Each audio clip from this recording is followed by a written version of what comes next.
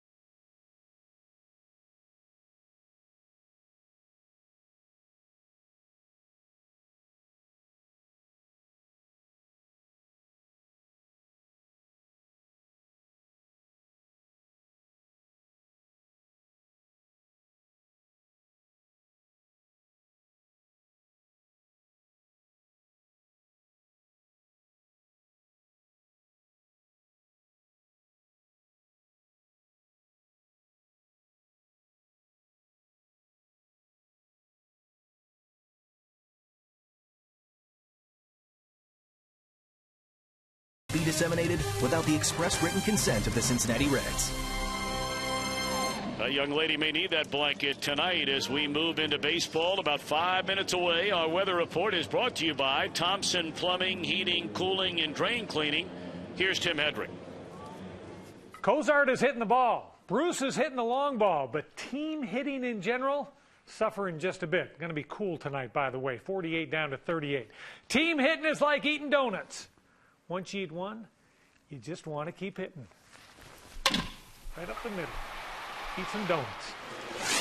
Reds need to get it going against this guy. Pitched brilliantly the opening game of the season for St. Louis, a one-time Red, Kyle Loesch. Well, you know, Kyle Loesch went through the spring training with the Cardinals to give up a lot of home runs, and he is susceptible to the long ball. But look at the numbers on him there. 7+ innings, 2 hits, 1 run overall. He was able to throw the ball exactly where he wanted to. His big pitch is a changeup for Kyle Loesch. All the Reds hitters ought to be aware of that. Mike Leake, 14-7 in his 28 starts at Great American Ballpark. This guy is the ultimate under-the-radar pitcher. Throughout spring training, everybody wanted to talk about Cueto, Latos, Arroyo, everybody but Mike Leake. Here's a guy that just goes out, gives the Reds a great effort, and gets the job done. It may not always be the prettiest game, but he'll get it done in a hurry. He comes right after those hitters, does Mike Leake. Alrighty, Cardinals and the Reds set to tee them up in Cincinnati. First pitch right around the corner on Fox Sports Ohio.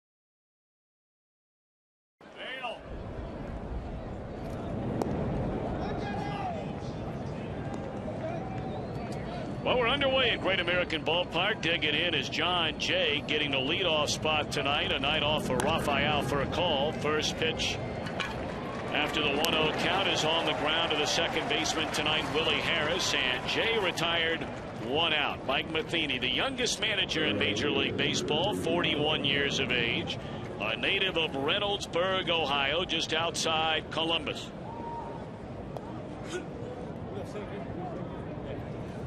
What a start his team is off to. Won the opener in Miami, took 2 of 3 over the weekend in Milwaukee, and then the opener of this series, 7-1 winners last night. Ball 1 to Carlos Beltran, the starter out in right field. 7 for his first 22 with a couple of home runs. And it's on the outside corner, a strike. 1-1 to Beltran.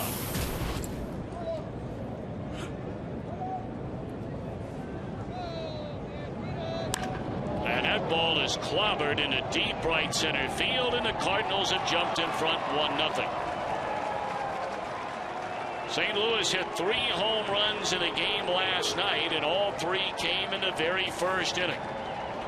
And And another first inning home run in game 2. Well, Carlos Beltran was one of those that was not in the home run derby last night. He makes good advantage of it tonight. Picks on an off-speed pitch, trying to throw that changeup down and away. And man, it hangs up right about thigh high, outer third. Great hitting for Carlos Beltran. Of course, he's hit a bunch of those, and it's all about location when you pitch to a guy like that. Now Matt Holliday. Holliday started the 3-home run first inning barrage last night with 2 outs and nobody on. He hit one to left center field. One of his 2 hits and 5 at bats in the game. In the air, foul ground over near the Reds dugout and into the first row and out of play.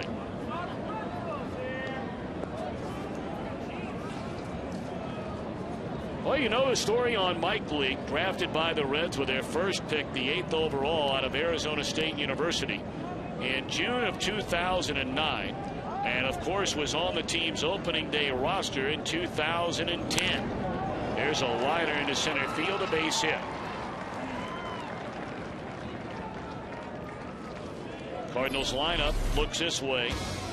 You've seen Jay, Beltran, and Holliday. Here comes Lance Berkman to be followed by David Freese at third and Yadier Molina catching. The latter third of Daniel Descalso, Tyler Green at short, and Kyle Loesch on the mound.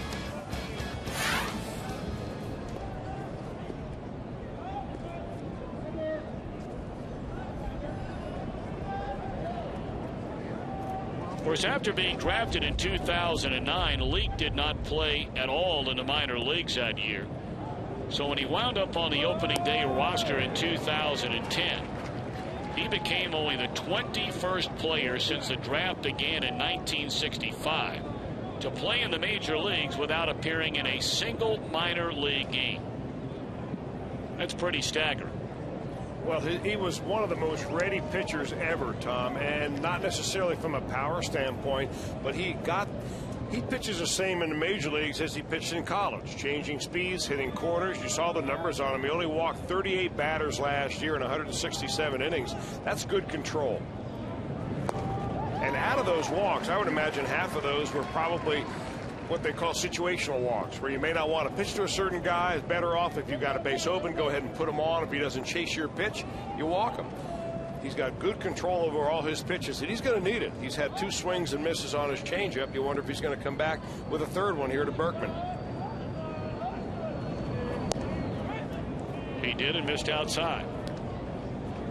In only his second year last year, Leake led the pitching staff in all the Triple Crown categories. And the reason being is because Johnny Cueto did not qualify to be a part of the ERA race. We've talked about that, and apparently that pitch hit Lance Berkman. Yeah, that was a really kind of a waste pitch right there. Was hoping to throw it, and actually when you throw that pitch as a right-handed hitter, a low inside slider to a left-hander, what you want is to throw it at the back foot of the hitter, but you don't really think it's ever going to hit him. Berkman waited a long time before he finally tried to get his foot out of the way and didn't do it. Well, Leake now all of a sudden has got to get down to business. You're facing the #1 run producer in Major League Baseball through less than a week. David Freese picking up right where he left off in his MVP postseason from last year. Has a National League leading 8 RBIs through the first 5 games of this year.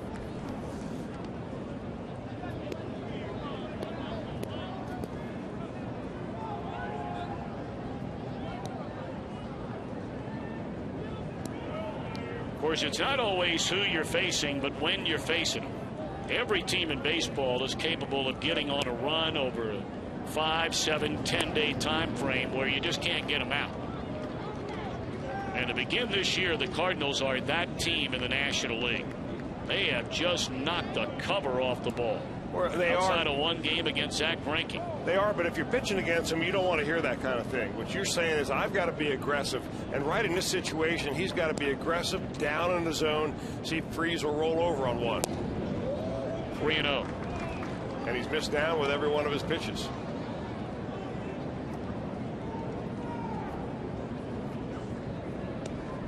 Dusty saw his pitching staff last night, namely Mahomer Bailey, run into problems in the first inning. then settle down. You certainly don't want to give up a big number here. 3-0 on Freeze, 2 on, 1 out, and he takes a 3-0 pitch right down the middle of strike. Might want to file that one away later in the game. I think Carlos Beltran stunned everybody in Milwaukee over the weekend. He had a 3-0 pitch his first time up, took a fastball down the middle, went to 3 over the next time, and whacked it in the seats. 3-2 on Freeze.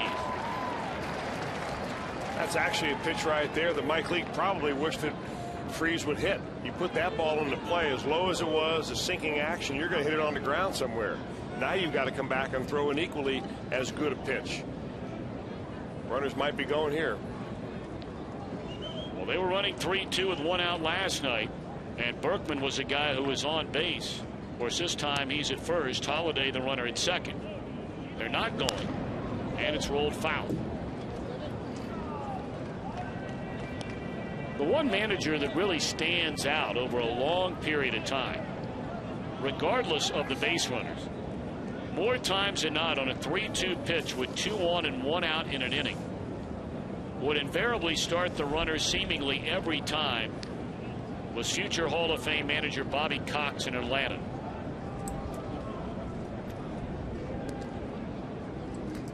Of course, there's no book out there, if you will, on Mike Matheny. No, there's not, but you know, it helps the hitter concentrate on actually making contact. Because if you know your runners are in motion, the last thing you want to do is swing and miss. So subconsciously, it might have you cut your swing down a little bit, be more conscious of trying to make contact, keep your hands inside the ball, instead of seeing a pitch and taking a big wild swing at it, knowing that the runners are not going to be going. Well, twice in a row they've not gone. They're not going again. And a third straight pitch is fouled away. So that's 8 pitches so far in this at-bat. Leake against David Freeze. That's the other thing that happens when you put runners in motion, especially when you have more than one of them on the base paths, is that it seems like you've got a pinball machine going on out there. Guys are going different directions. For just a split second, the infielders are taking their eyes off the pitch. They may not see early on where that pitch is headed and starting to lean in a direction where they think it's going to be headed. They're going this time, and it's ball 4. The bases are loaded. That's a good at bat right there by David Freeze. We'll take a look at the Reds on defense. Brought to you by Ford. Stubbs again flanked by Heisey and Bruce. Willie Harris playing for the injured Brandon Phillips at second base, and Devin Mesoraco gets a start behind the plate. Leake retired John Jay to begin the game. He since allowed a home run, a single, hit a batter, walked a batter. And they're loaded for Yadier Molina. And a couple of hits, a home run, a double, drove in 3 in the series opener. Strike 1. So a couple of things going on here with Molina. You know he doesn't run well. He is a guy that generally puts the ball in play. He's not a big swing and a miss guy, so Leake is hoping to get that double play and get out of this jam. Well, he hits into a double play, at least last year, about 20% of the time.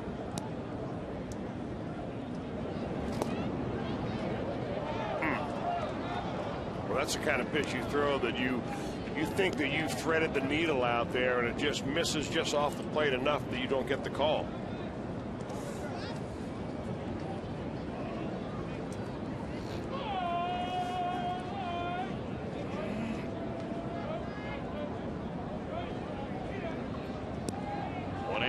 To the Cardinal catcher Yadier Molina, and again it's low and outside. 2 balls and a strike, and boy, Leake is digging a hole.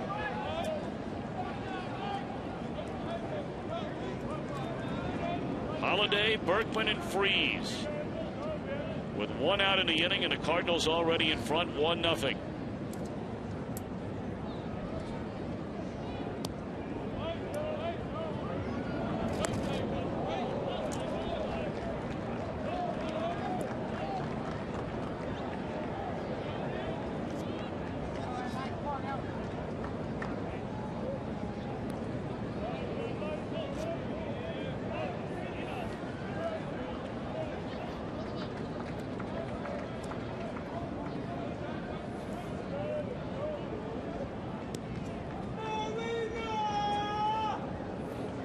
3 balls and a strike to Yadier Molina.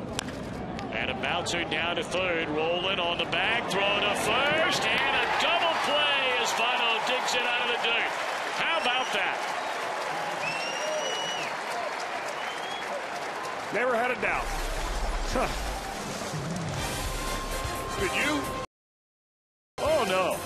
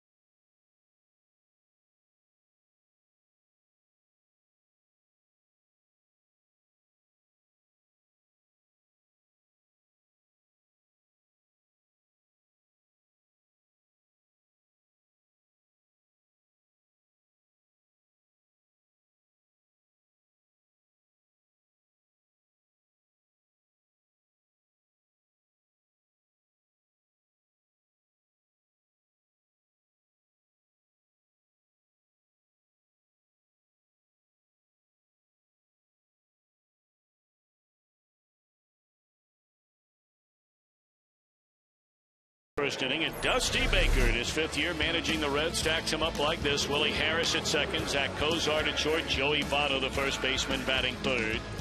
Scott Rowland in a cleanup spot, Jay Bruce in right, Chris Heise in left field, and a ladder third of Drew Stubbs, Devin Mesoraco, and Mike Lee. Against Kyle Lohse, a 14-game winner and an ERA of under 3.5 a year ago. He pitched and won on opening night in his 2012 season in Miami. In fact, in that game, Lohse carried a no-hitter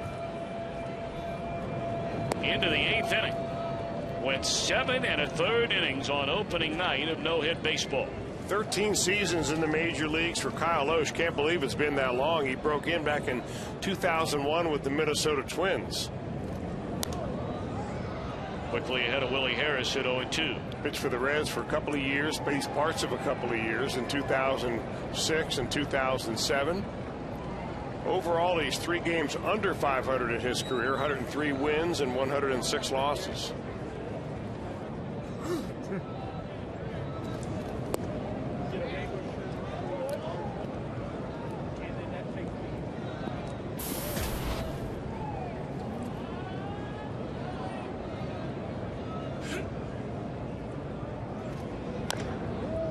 Rolled over down to the first baseman, Berkman. A slight bobble, but finds a handle. 1 out. Let's take a look at St. Louis defensively, presented by Ford. Same outfield as last night. The only change among their 8 position players at shortstop tonight, Tyler Green for Rafael for a call on a battery of Lohse and Molina.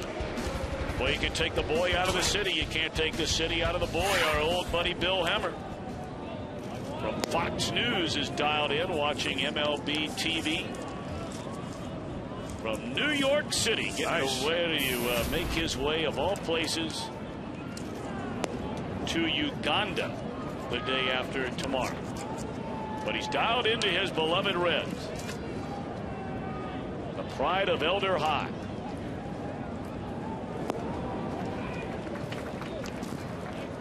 Two and one to Cozart.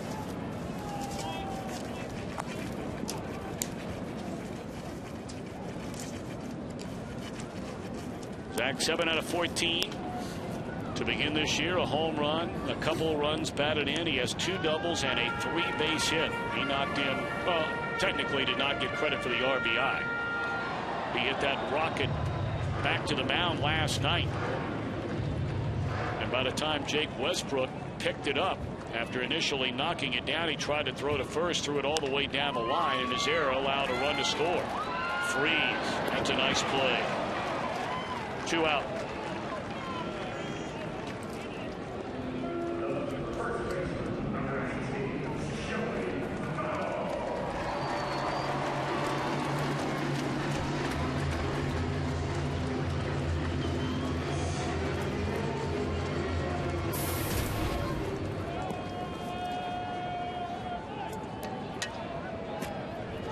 Jolie only 2 for his first 13 to begin the year, and he's quickly down strike 1.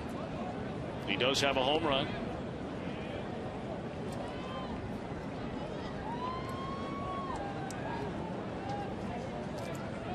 One more game to go on this season opening homestand. That'll be an afternoon game tomorrow. And again, a reminder, no television tomorrow, so radio only. And tickets are available. It's supposed to be another bright, sunny day. So come on down to the ballpark. Sneak out of work a little bit early tomorrow.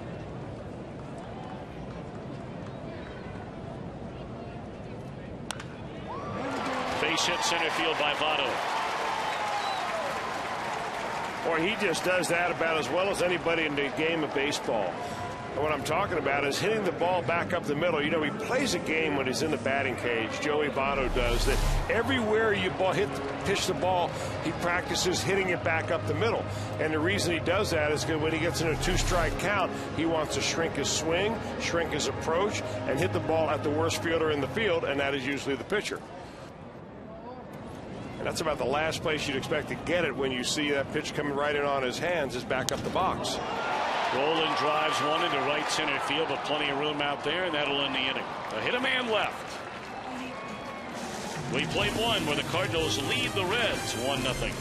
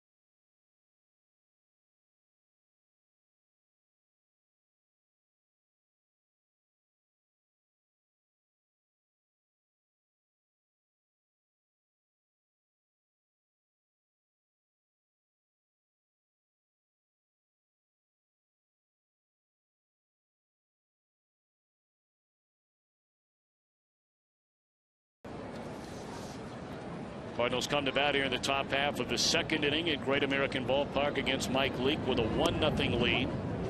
Cardinals had a 1-0 lead with the bases loaded and only 1 out.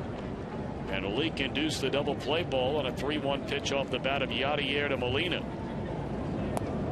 So Daniel Descalso takes low and in, a ball and a strike. 2 out of 13 to begin the year for Descalso. And that one is looped into right field. It'll fall in a base hit. Bruce over to try and cut it off. And Jay will do so and hold him to a single.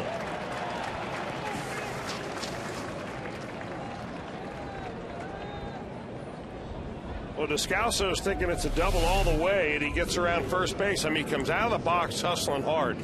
Daniel Descalso does, but he realizes you got one of the best right fielders in all of baseball right there. Throwing left-handed, he comes up and is able to get a lot on that ball, and right on line, Willie Harris cuts it off, and Descalso, hey, if the ball gets away from the cutoff man, you go take second base. Otherwise, you keep the double play in order. Tyler Green just 4 at-bats to begin this year as a hit and a run batted in. Strike one.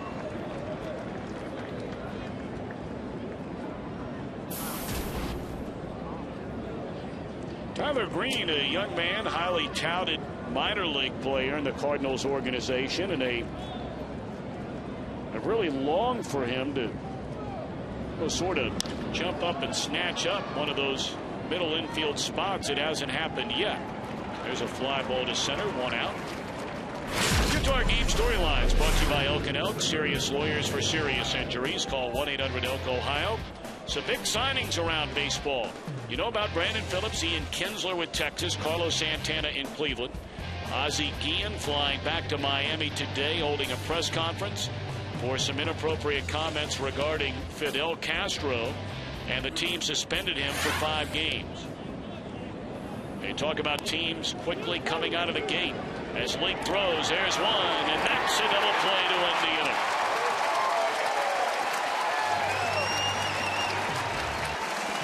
Link, a very good athlete, jumped all over it. Reds coming back to the plate.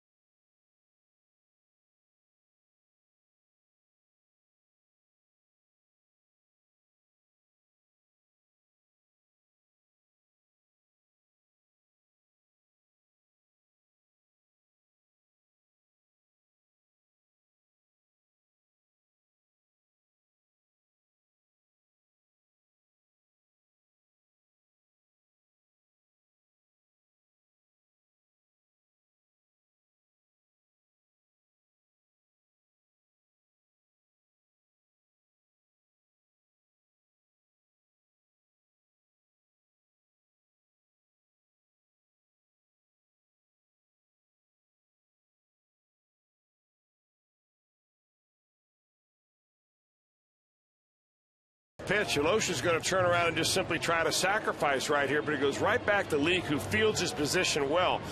The turn by Cozart looks like it's routine, but look at the very end of that play. Bill Miller, the first base umpire, rings him up, but Willie Harris really was not on the bag when he received the ball. Mike Matheny threw his arms up, didn't go out to argue that call, but he quickly ran back into the clubhouse, probably to get another look on the video to see if he was right or not, but maybe he'll tuck that in his back pocket for use later on.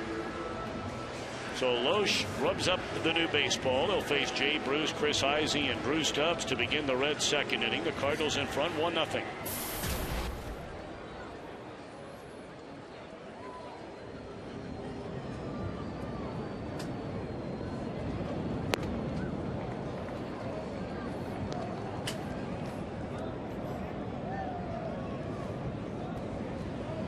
Jay, 4 hits in his first 15 at bats, 3 of the 4 hits home runs.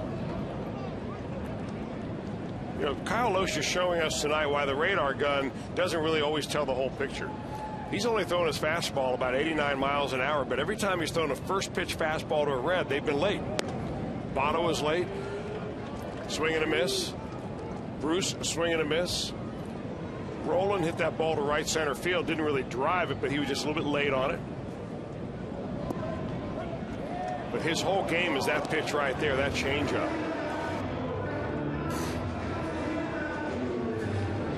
It's got great arm action on it, and you can see the sinking action at the end of the pitch. 2-2 pitch. Is hooked down the right field line. This is going to go for extra bases. Bruce digging hard. And he will slide into second base with a leadoff double in the second inning.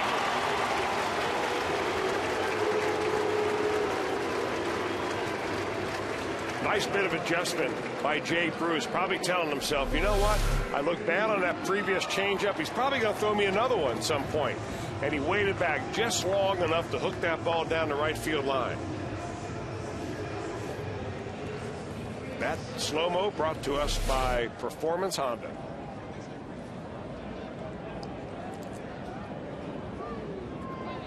Now Chris Heisey, 2 for his first 8. And tries to put down a bunt. And it's a foul ball. And really a good thing was a foul ball. If that ball stayed fair, it came back up and hit Heisey and looked like it hit him after he left the batter's box. I think it may have hit him in the batter's box, if I'm not mistaken, but that's probably why they called him foul in the first place. You know, he's always got that weapon. He works on it a lot. He realizes that if he's 0 for 3 at the end of the day and he's up there for one more AB, look for him to drop one. Not a bad spot right here. They're still not playing in at third base.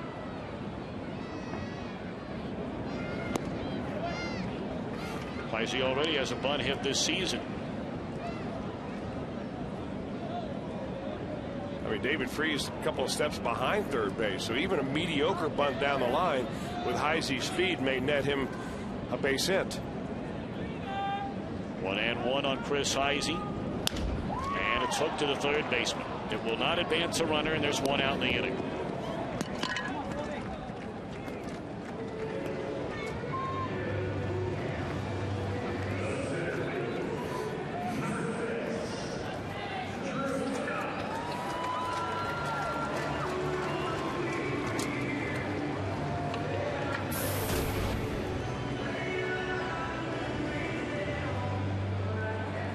Drew 0 for 2 last night, has 2 hits in his first 12 at-bats here in 2012.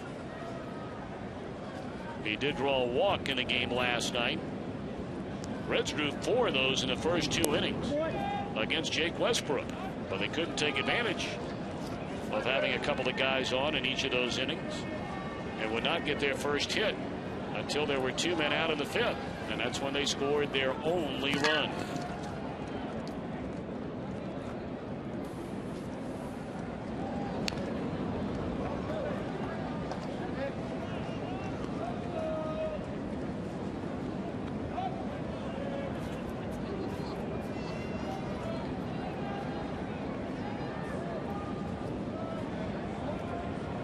Showed you our storylines a moment ago, and a couple of teams out of the gate with unbeaten records in Major League Baseball.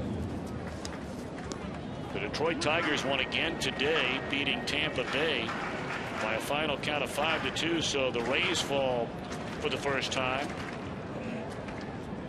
The New York Mets are 4-0, and the Arizona Diamondbacks are 3-0. They'll play in San Diego tonight. 3-1 on Drew Stubbs.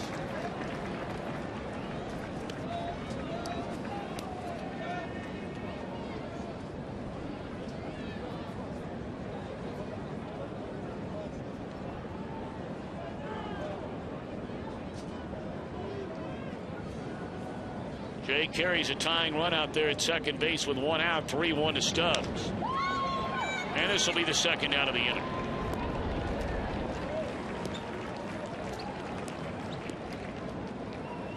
Well, the Ferret batter hits a Toyota Tundra sign out of deep right center field during our game tonight. Bill Allen from Union, Kentucky will win the beautiful new Tundra that's on display at Great American Ballpark each and every day. And register for your chance to win at an upcoming game by stopping by your Cincinnati and Northern Kentucky Toyota dealers. So the Reds had a man at second with nobody out in the inning. And Jay Bruce is still standing at second base with now 2 out in the inning, and they'll intentionally walk Devin Mesoraco to bring up the pitcher Mike Lee.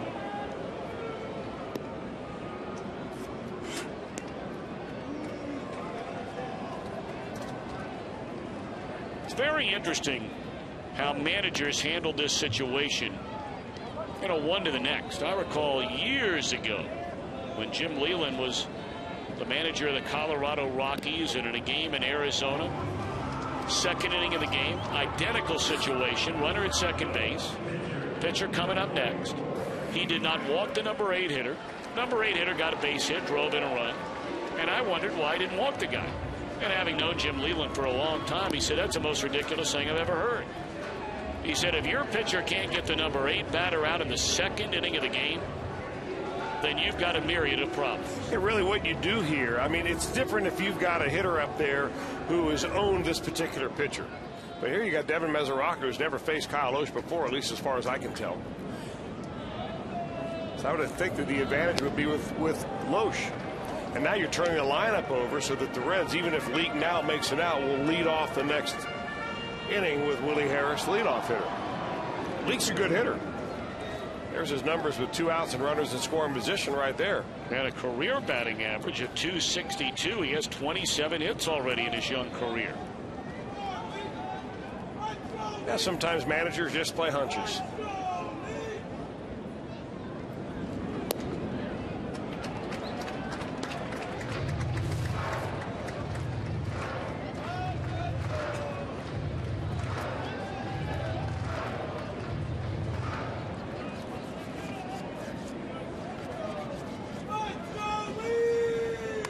Jay Bruce will enter at second base. Mesoraco on at first. 2 outs, a ball and a strike on Leake. And that's a good eye right there, just off the outside corner, maybe a bit low. 2-1. Well, they're showing Mike Leake no respect at all. Look how shallow the center fielder, John Jay, and Beltran over in right field are playing. They're saying, hey, you can't, we'll challenge you to hit the ball over our heads. It's in the air, and this should end the inning. Shortstop out will give way to Holiday. The Reds strand 2 and trail 1-0.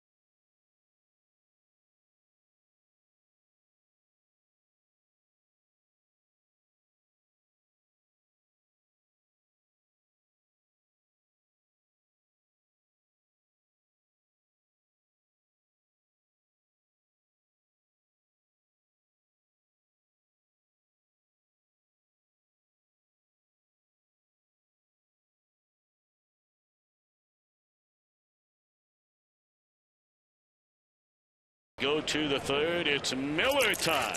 We'll have our Miller time moment coming up later on tonight. Boy, speaking of Miller time, how about if you hit the Ohio lottery?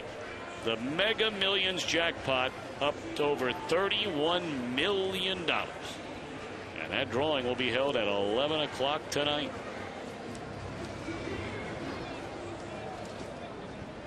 Well, those young ladies came prepared.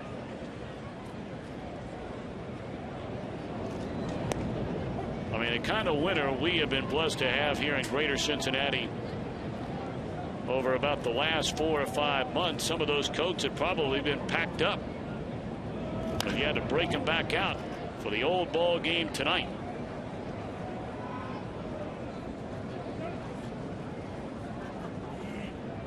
Look at that little guy.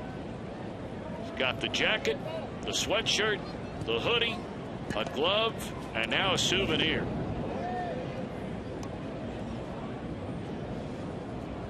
Bronson didn't have to pay for any of that.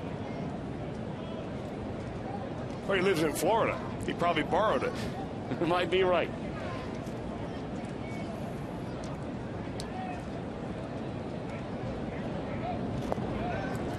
were your impressions the other day of Bronson Arroyo's start? I liked it very much.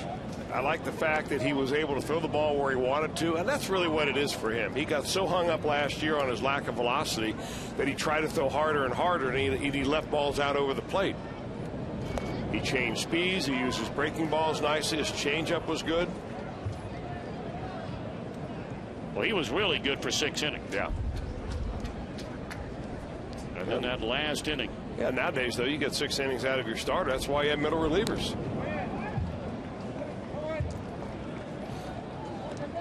I mean, they call that a quality start. So at some point, somebody thought, well, that's a pretty good measuring stick of a starting pitcher. Numbers looked a lot better without that 1/3 in there. When the Marlins got 3 against him to take the lead, the Reds came back and won it late. Lined to Heisey off the bat of John Jay. He's retired for the 2nd time in the game, and there's 1 out here in the 3rd. Guy's got a nice swing. He's got a lot of movement in the batter's box. He's got a high leg kick, moves his hands quite a bit, but he loads up and somehow puts that sweet spot on the ball an awful lot.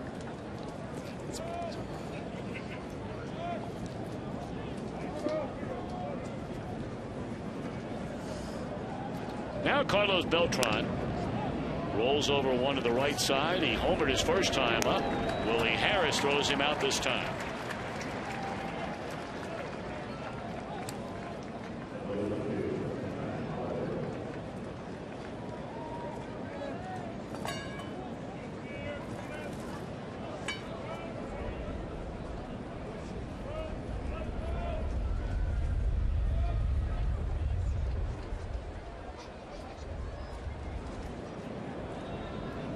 So now Matt Holliday, he singled to center field his first at bat. He takes strike 1 here in the 3rd inning with the bases empty and 2 men out.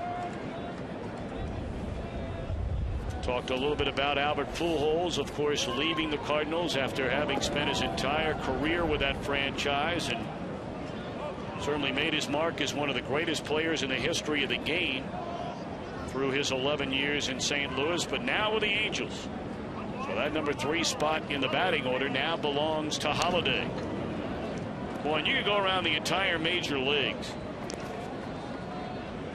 and decide, okay, this guy, this guy, this guy. You wouldn't get far down on that list before you'd come up with Holliday's name to fill that void.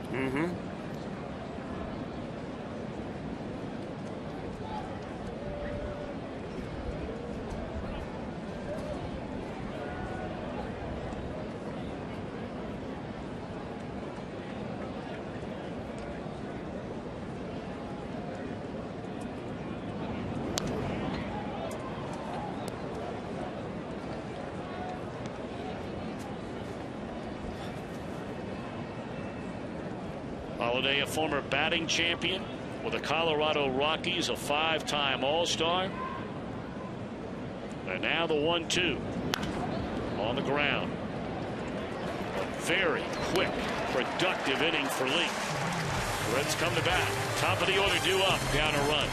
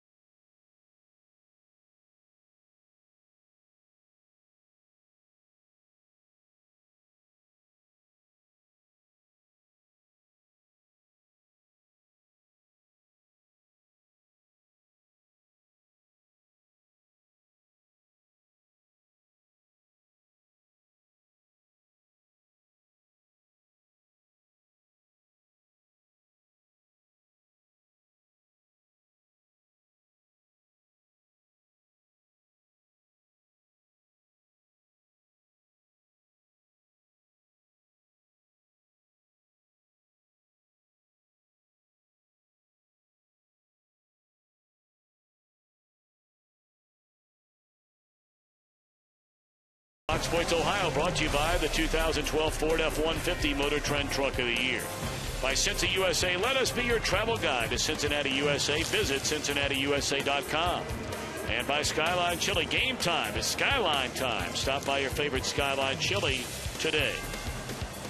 Look down on Fountain Square on this clear but cool Tuesday night in the Queen City.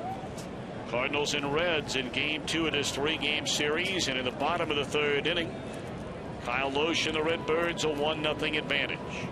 Willie Harris bounced out to Lance Berkman in the 1st inning, playing in place of Brandon Phillips, who had some cramping in his hamstring after going from 1st to 2nd, a stop, a fast start, and then 2nd to home in the game last night.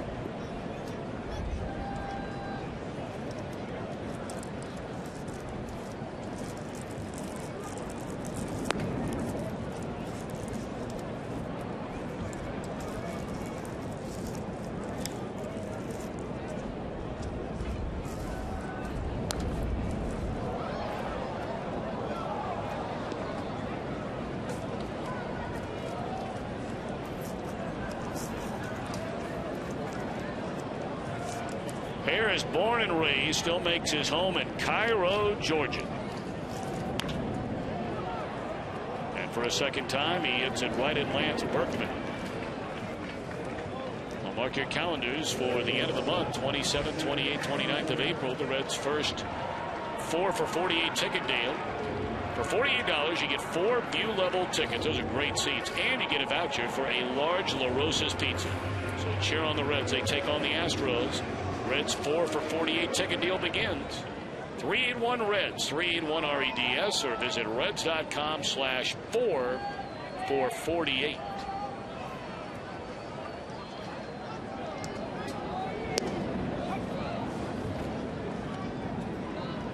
Of course, this will be the final year in the National League for those Houston Astros. They've agreed to be moved to the American League as Cozart is hit with a breaking ball.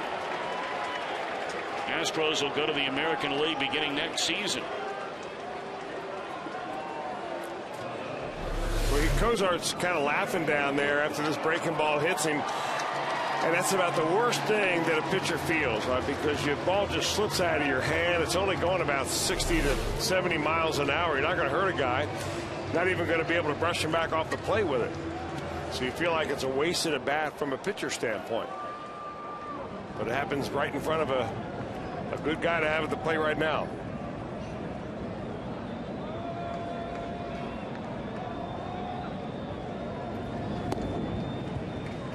Votto singled into center field in the 1st inning. It does not take long to figure out how the Cardinals like to pitch Joey Votto. Up and in. Same way the Marlins went after them. Up and in. The home run that he hit the other day was a ball that got out over the plate. See Molina setting up inside again, and it's on the corner this time. Yeah, really what makes Kyle Loesch tough, and he's got the same type of pitch that Mike Leake does, which is a 2-seam fastball. He throws it in on the inner part of off the plate, almost like it's going to hit Joey Votto, and then it comes back a little bit. It's a tough pitch to throw for a right-handed pitcher.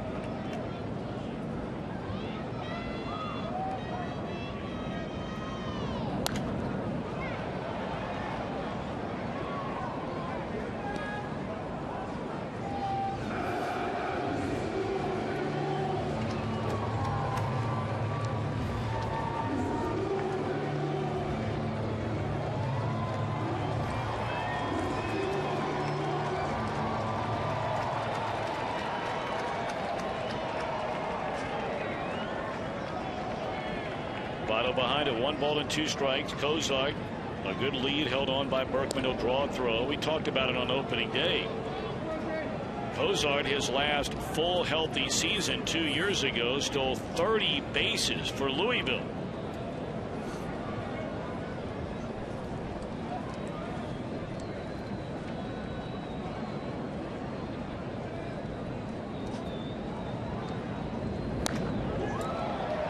Foul out of play, still a ball and 2 strikes.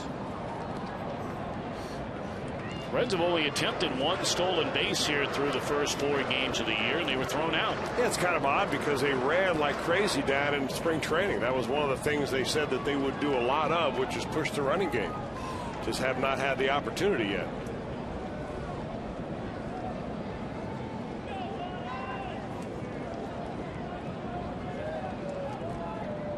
One and 2 again to Votto, and it's off the outside corner this time.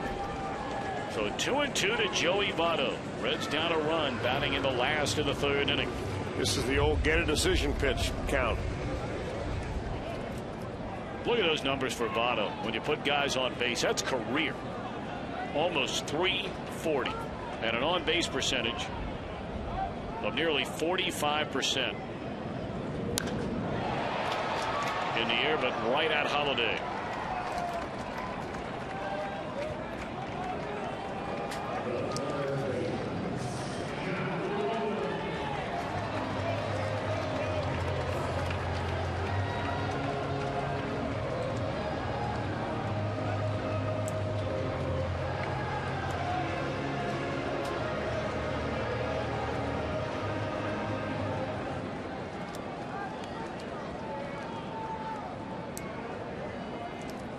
Roland flied out to center, ending the 1st inning.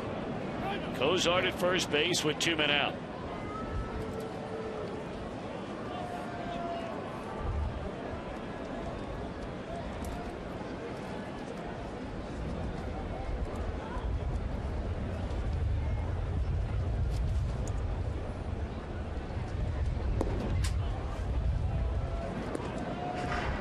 It really is amazing the turnaround in the career of Kyle Lohse. And it's not to say that every year he's been in St. Louis he's been lights out, because that wouldn't be the case. Well, Chris brought up earlier, initially came up, he looked like a guy that Minnesota would be able to build its entire staff around. He won 13 games his first full year in the big leagues in 2002. Won 14 games the following year. And then his problems began. Wound up being traded to the Reds in 2006. In 2007, his only full year with the Reds, he lost 12 games, ERA over 4.5. And the very next season, under the tutelage of Dave Duncan, a 15-game winner and an ERA in the 3s.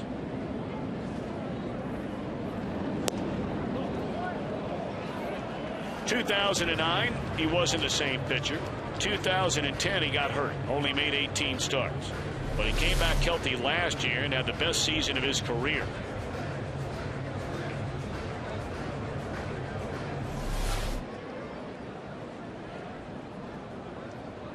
Roland! 2-1 to Roland. Inning over. 1 man left. We played 3. Cardinals lead 1-0.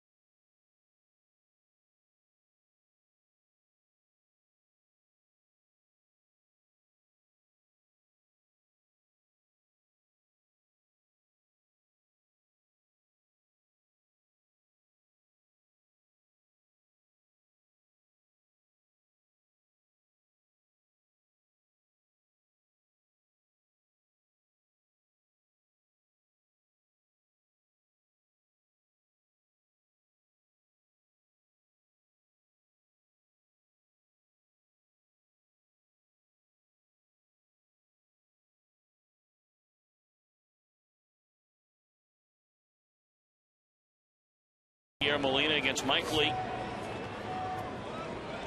Leake allowed a 1-out home run to Carlos Beltran in the first inning. He then allowed a single, hit a batter, and walked a batter. Cardinals had him loaded with 1 out and a 3-1 count on Yadier Molina.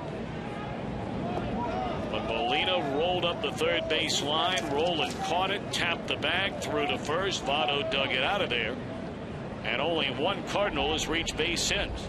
That was a single by Descalso in the second inning.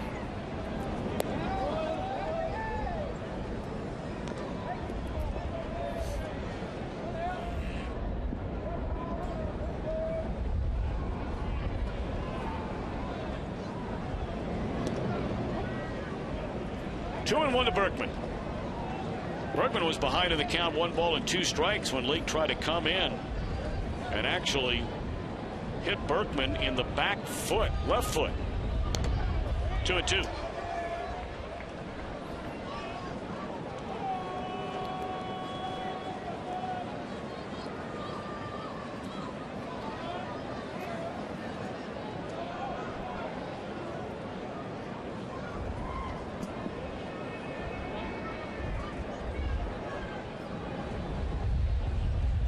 Leake going to work. 2-2 on Lance. Berkman is low, running the count full.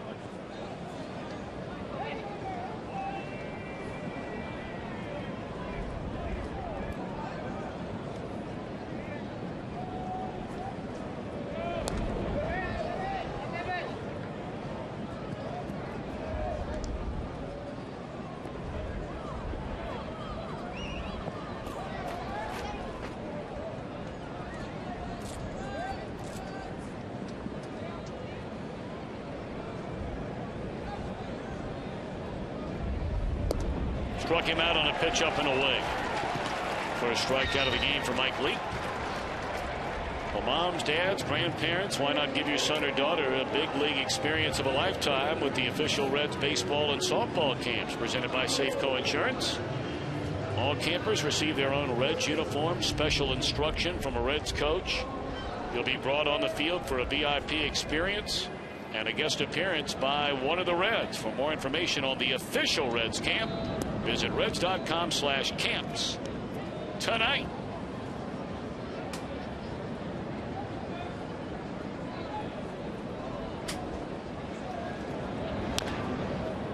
Breeze a tapper down to third, barehanded by Roland, and got him. What a play, Scotty Roland. Oh my. Normally charging fielders would prefer not to try to field a rolling ball with their bare hand, but he knew he had no choice right here. Freese got a good jump out of the box. He was playing deep at third base, and he figured it was do or die right there, and nobody better in the business than Scott Rowland.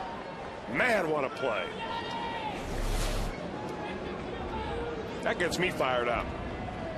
He is some kind of player, man.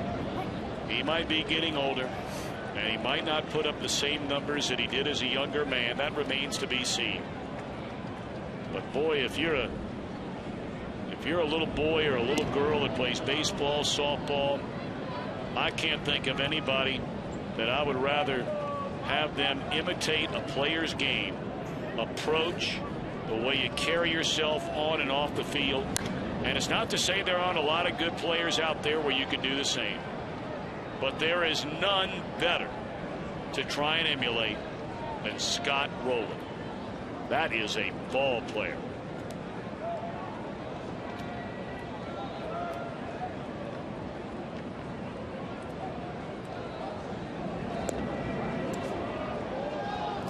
Now, it's not often you'll hear players from other franchises, really openly root.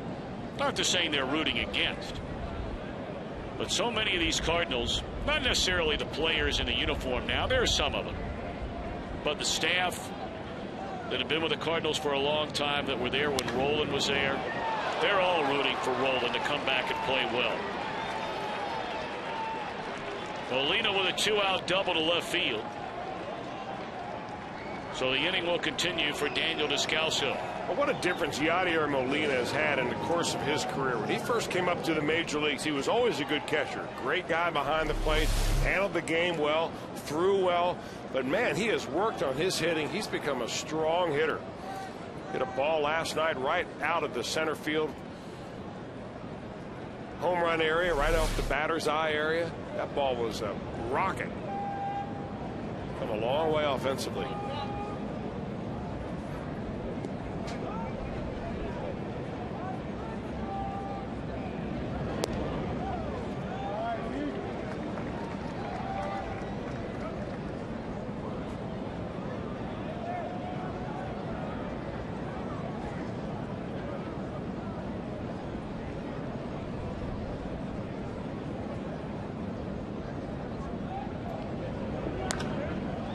Trouble here down the left field line, and that is a foul ball and a good thing for Leake and the Reds.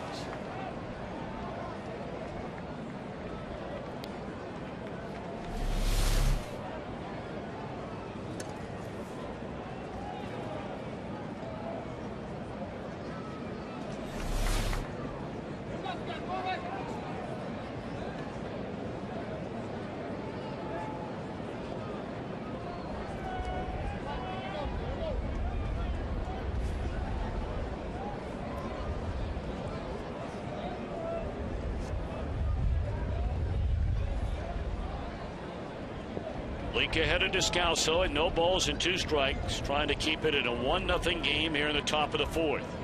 Molina at second, and it's up and away.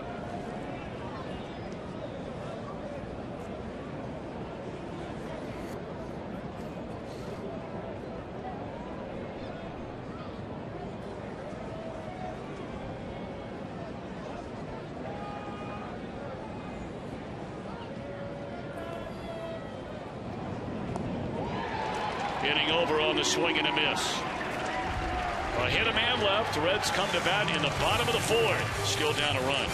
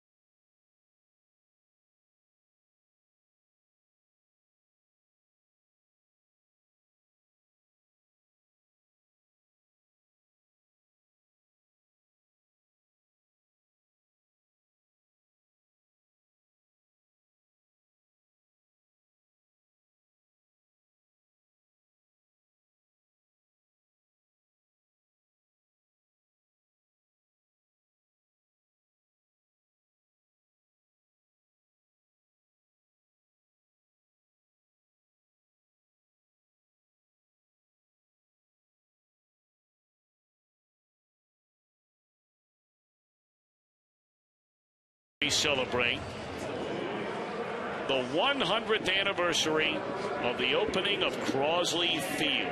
How about that? Who hit the most runs, home runs, in the history of Crosley Field? We'll give you a little time to think about that. We'll look at everybody for the very first game at Crosley Field. Chris, you had a chance to go there as a youngster. I actually had a chance to pitch there as a youngster. Really? Yeah, I was able to pitch at Crosley Field, Riverfront Stadium. We've thrown some batting practice here. So, not home, or is it a high school game? It was a CYO game. Okay. We were in the 8th grade. We played in one of the city championship games. Our outfielders are playing right there at the cutout of the infield. Because you graduated from St. X what year? 1973. Okay. Well, they were already in Riverfront by then for 3 years. But when I was in the 8th grade, it was the last year, yeah. They seemed immense. Well, if that seemed immense, I remember like it was yesterday when we came to visit Cincinnati after my dad got the job in 1974, and we were living down in Norfolk, Virginia Beach, Virginia. And where the grounds crew used to come out behind home plate, it was pouring down rain. So we didn't go out on the field, but just standing there and looking up into that ballpark. Wow. Jay Bruce gone swinging to begin the bottom of the fourth inning. Well, you want to take a guess on who hit the most career home runs at Crosley Field? I go with one of my favorites all time, Big Clue. Probably a pretty good guess.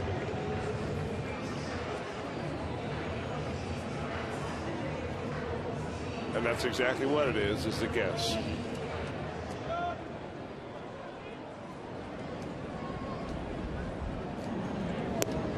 What how many home runs Frank Robinson hit in that ballpark? But he hit a few.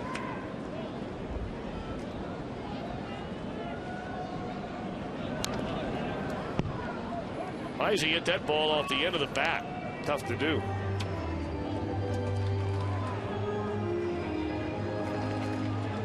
Reds have 2 hits in the game. They've had 4 base runners.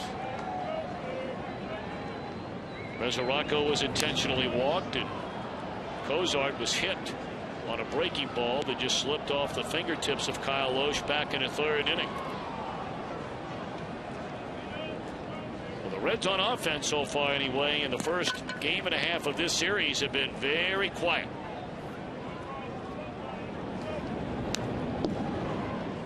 Didn't get their first hit last night against Jake Westbrook until the 5th inning, and wound up with just 3 hits total in the game.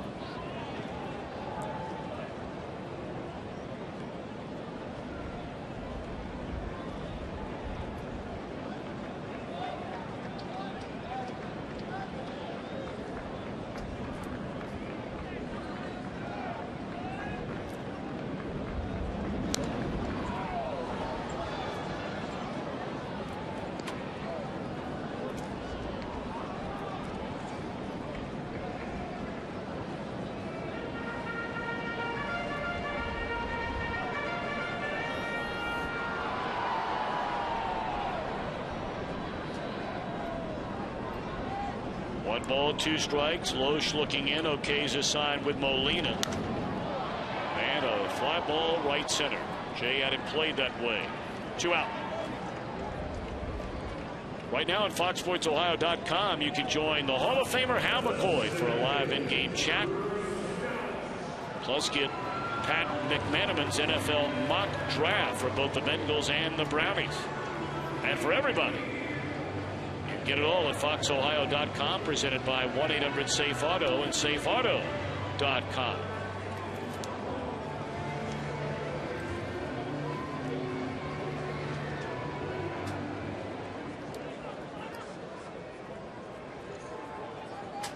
Two out, none on. Here's Drew Stubbs. He grounded out to the 3rd baseman Freeze back in the 2nd inning. That was really the closest thing the Reds have had to a threat in this game against Loesch. They got a leadoff double by Bruce in the 2nd inning. But Heisey grounded out to 3rd. Stubbs grounded out to 3rd. And after an intentional walk, they got Leake on a fly ball to left, stranding 2.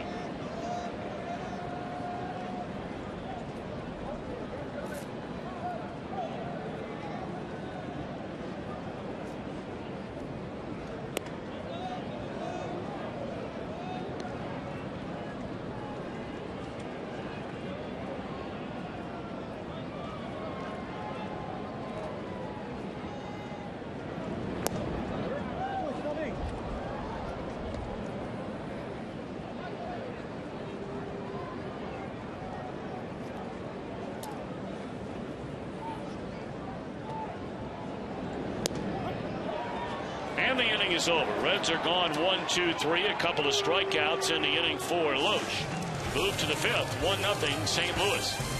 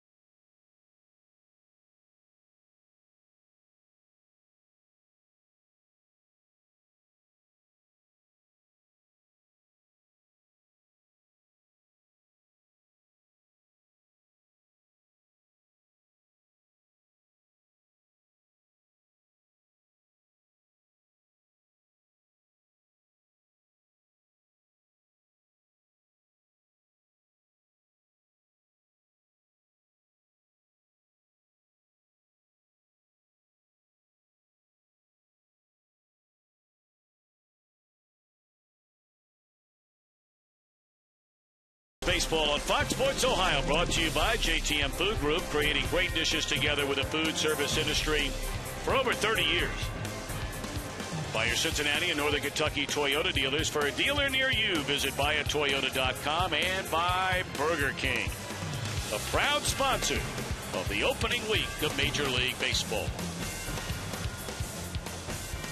Rosie Red doing her thing out along the concourse. Boy, have they added even more to what was an already dynamite fan zone out there. In fact, the Reds have the only hardball batting cages in Major League Baseball out on the concourse now.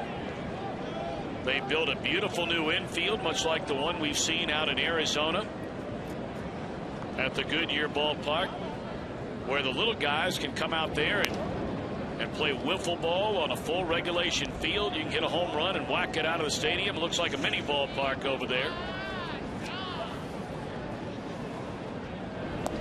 So check it out. Even if you've been here many, many times in the past, you know, they still have that. There's a field, a little stadium. You can see a youngster running around the bases there. And believe it or not, you can take steps, or you can take a slide down to the fast pitch hardball batting cages below. Now, you've taken the slide, right? I did on opening day. How's that experience? With Phil Castellini. If the boss gets on the slide, you better get on there with him. That ball clobbered down the left field line, and that is off the wall from Tyler Green. And he's on his way to second base with a double to begin the Cardinals' 5th inning. Well, sets up a bunt situation very much like it was last time up for Kyle Loesch when he came to the plate. That ball was whacked pretty good. Came within about 6 feet of leaving the ballpark. Just a line drive that never really got very high. You see where the pitch location was, and Green was all over it.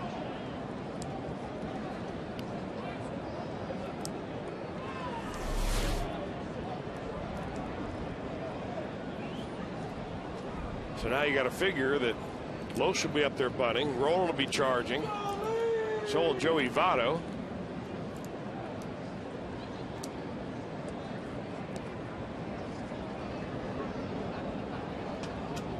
This is where I really would like to make it tough on a hitter to get the bunt down.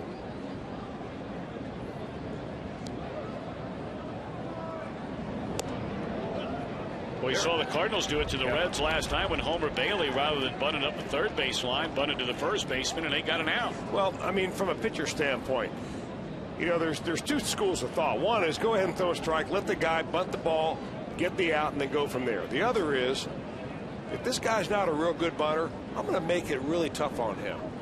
Throw one up and in like he just did there. Maybe throw a good breaking ball. Try to make him jab at it. Maybe he pops it up and you get a double play.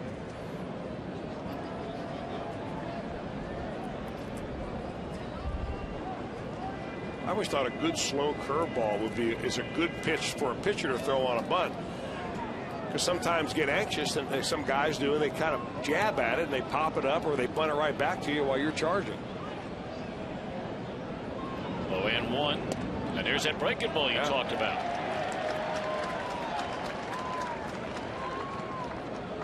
I'll tell you, I go back to the time I used to bunt against Tom Seaver. You'd get one pitch to bunt. If you didn't get it down, the next one's under your chin. Then he's throwing you 2 sliders down and away. He said, son, I give you a chance. Now you blew it. Well, I tell you what, Mr. Welsh, you are on top of your game tonight. And so, too, is Mr. Lee. 1 out in the inning. And Mr. Devin Mesoraco as well, out of that catcher's box and over there to catch it. Didn't have to, but he gets to put out on that.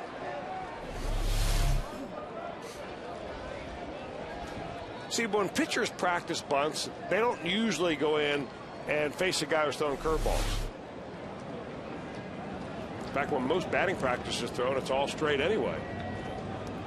Sometimes a team will set up a pitching machine to throw curveballs, but for the most part, you're hitting straight stuff.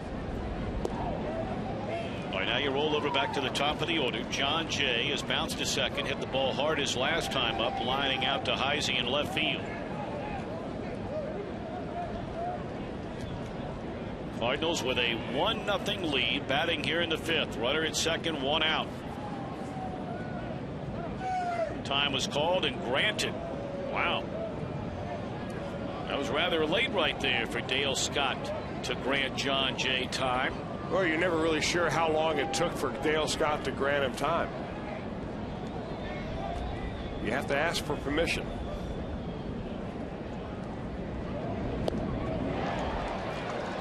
Oh, and 2.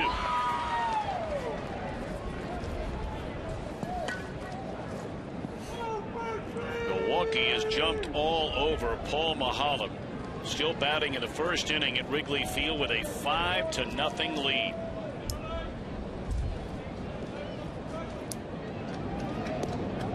Breaking ball just missed. Chicago will be the final stop on the Reds' first road trip of the year. The team will be leaving after the game tomorrow. 4 games in Washington, D.C., 3 against these Cardinals at Busch Stadium, and then 3 in Chicago. 1-2 to Jay. Lifted towards left. Heisey backpedals, and that's out number 2 in the inning. And that's a run if they get the bunt down. Well, like today, get ready for Reds action 30 minutes before every game with Reds Live, presented by Ray St. Clair Roofing on Fox Sports Ohio. Everything you need to know. Chris Welsh will be bringing you the very latest information. We call them tidbits right up to the first pitch, right here on Fox Sports Ohio. I thought it was Tom's tidbits. No. Here's Carlos Beltran.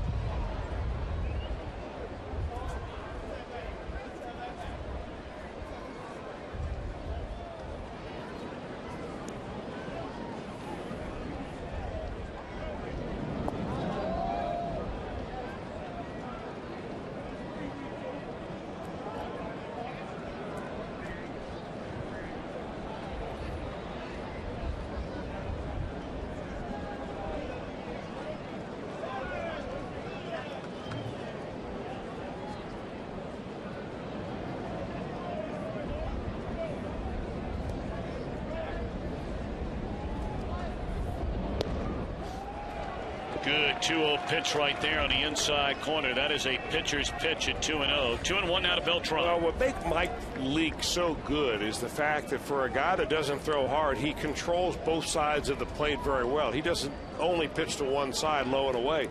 He'll come in just as easily to left-handers as anybody. Left that one out over the plate a little bit. Beltran a big swing and a foul ball straight back. So after falling behind 2-0, Leake has battled back to even the count, trying to strand a runner out there at second base here in the Cardinal 5th.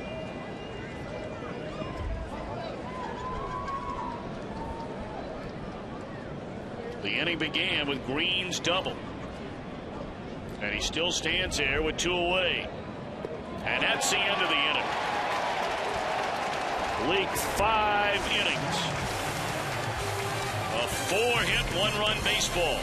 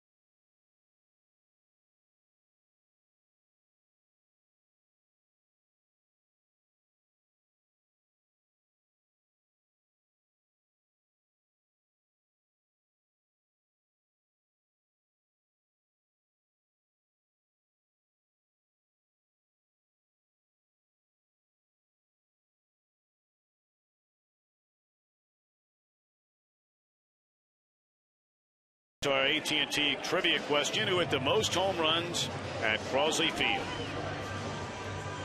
Frank Robinson. Good guess.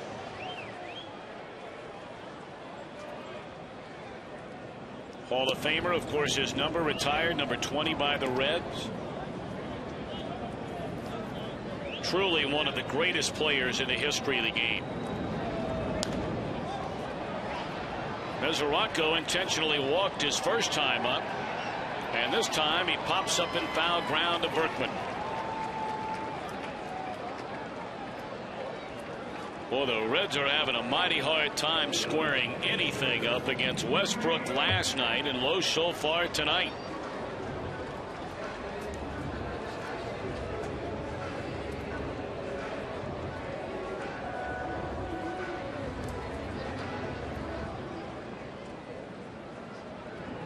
Leak into the second inning with 2 on with a fly ball to the left fielder Holiday. He bats with 1 out, nobody on here in the 5th, and the Reds down 1-0. Loesch has only walked 1 batter. That was an intentional pass to Mesoraco in the second. He hit a batter, Cozart, in the 3rd. And got his first 2 strikeouts of the night in the 4th.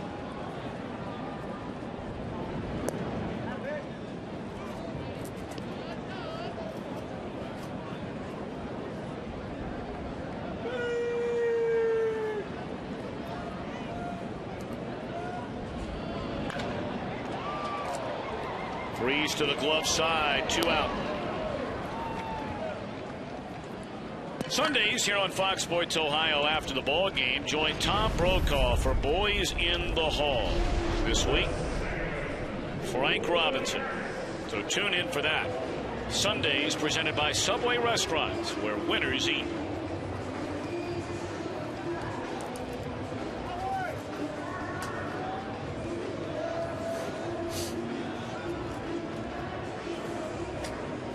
I never knew. Of course, he might not be a baseball fan at all, but you know, the less than handful of times I've ever seen Tom Brokaw interviewed, and not that I'd hang around all that long to watch, but I never recall him being a big sports fan. I could be totally wrong on that. I couldn't tell either way. But he always spoke highly of you. He did. Hitting over. Hemmer's my guy. Not Tom Brokaw. My guy's Billy Hemmer.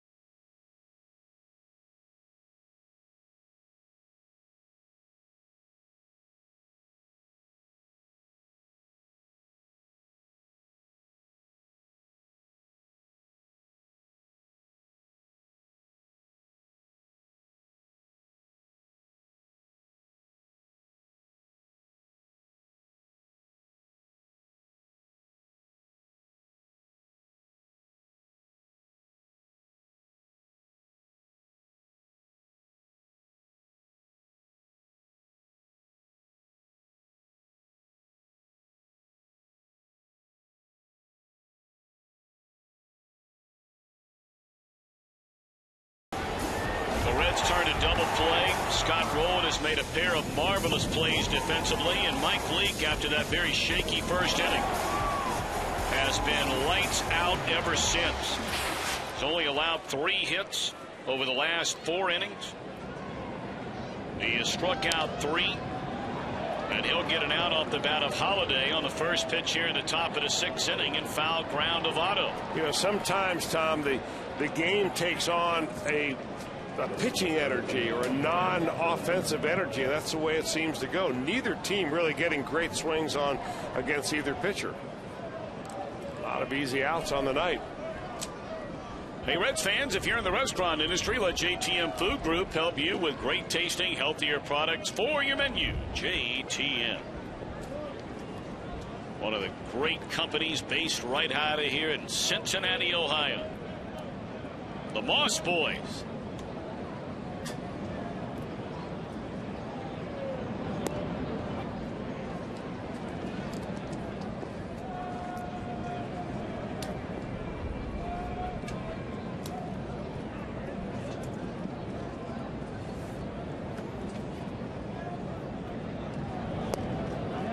Tied up on that swing. He definitely went around, confirming that is C.B. Buckner working down at third.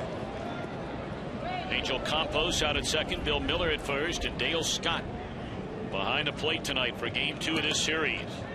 A pitcher's duel, Leake and Loesch. And it's 1-2 on Berkman.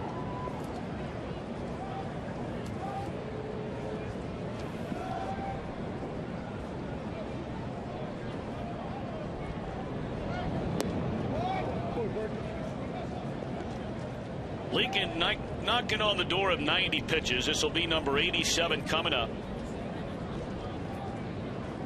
But really, the only stressful inning he has had was that very first inning. That one hit hard down the right field line into the corner. And takes a funny hop on Bruce, and Berkman's making a turn. He's coming to third base. Here comes a throw, and he is in there safely. Bruce was waiting for that ball to bounce right back towards him. Instead, it kicked back towards the line. And give Berkman all the credit. He never slowed up. I'll tell you what, Lance Berkman is running about as well as he ever has before. Who's had his knee completely reconstructed, lost a lot of weight. He comes barreling around second base, never even thinks about slowing up. And with one out, puts himself 90 feet away.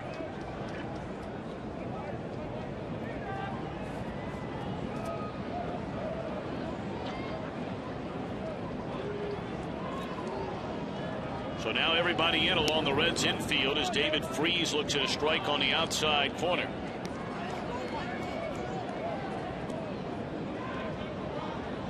Berkman had only 2 triples all of last year. 0-1 pitch to Freese. Well, that's money hitting right there. That ball into the seats and a 2-run home run by David Freese. Wow. 10 runs batted in already this year for Freese, and this is game number 6 for St. Louis.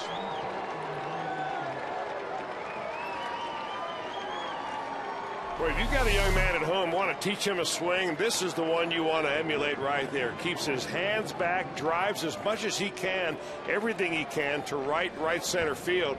That's not all that bad of a breaking ball right there that Mike Lee laid in there.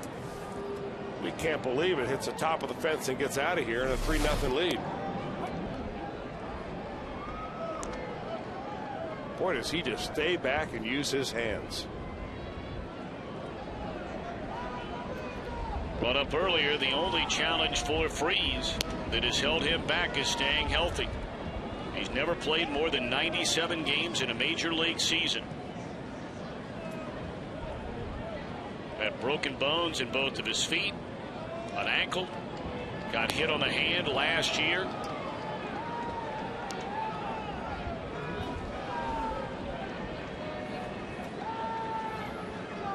He's not some 23, 24-year-old hotshot prospect anymore. No. In fact, he's on his second organization. Originally signed by the Padres. Cardinals went to get him in exchange for Jim Edmonds. He'll turn 29 years old in a couple of weeks from now. And trying to make up for lost time. Molina gone swinging. 4 strikeout of the night by Leake and 2 are out.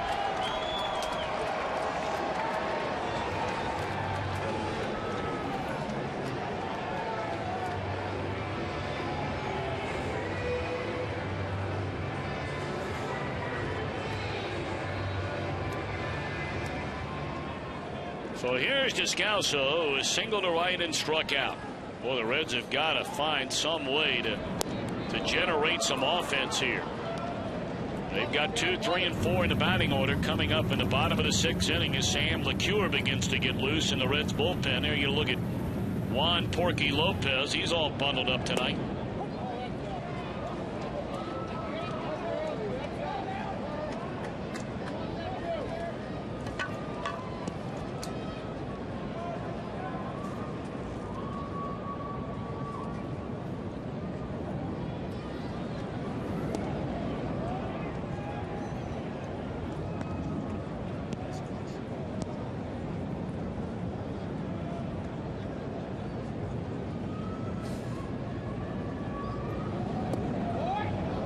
Two and 2 on Descalso.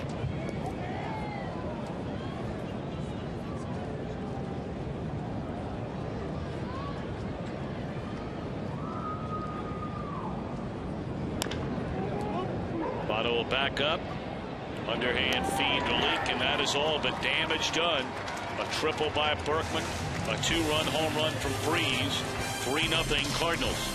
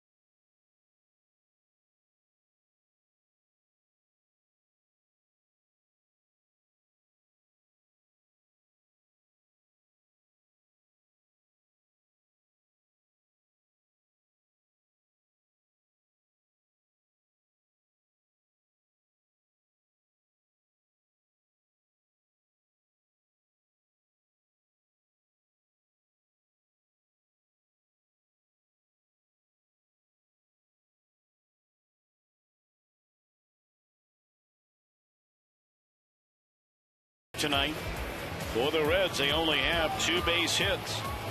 Votto had a 2-out single in the 1st inning, and Bruce had a leadoff double in the 2nd, and that's all. Last night we showed that panel. The Reds only had 2 hits. They ended up with 3 on the night.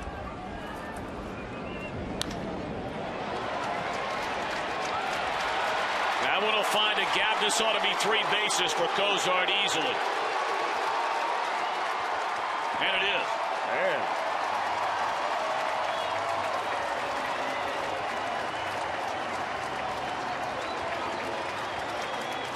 Second triple already this young season for Zach Cozart. It is what's so impressive about Zach Cozart, his ability to stay behind the ball, drive it the other way, much in the same way that David Freese has shown us his ability to do that. Makes you awfully tough to get out as a hitter. When you cover that outside corner and let the ball travel deep on you like that, just trust your hands. Well, the Cardinal infield obviously playing back with a 3-0 lead. And Joey Votto looks at a strike. Votto is single to center, fly to left.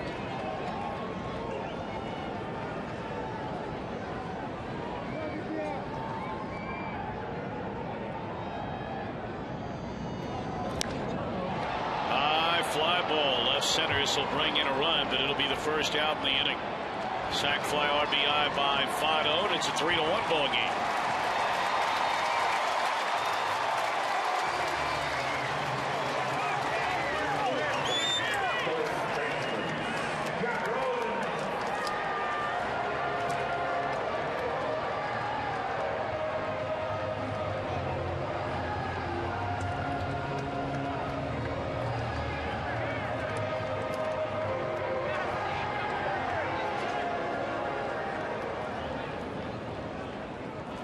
Rolling his fly to center, and in a line drive right at Tyler Green, the shortstop, his last time up. 0-1.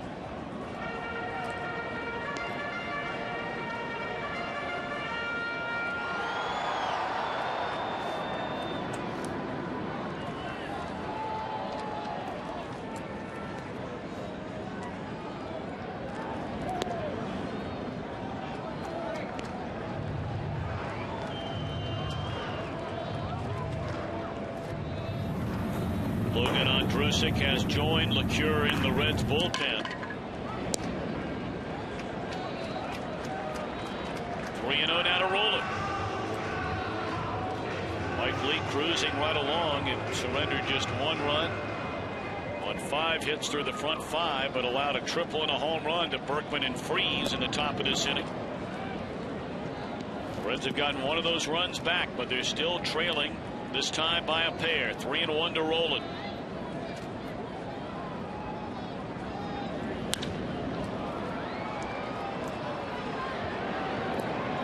In the dirt, and Berkman able to scoop it out of there for the second out. Well, if you're hitting the road, why not take the Cincinnati Reds with you by subscribing to MLB.tv? Visit Reds.com to order and get more details. MLB.tv, baseball everywhere.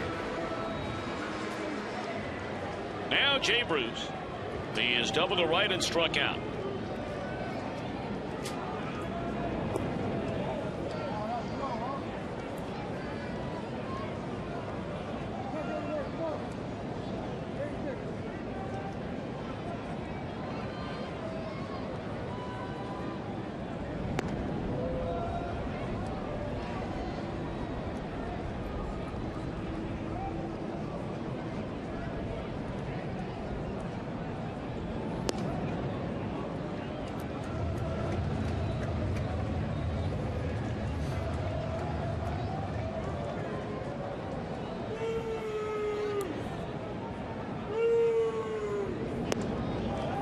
Three and one to Jay.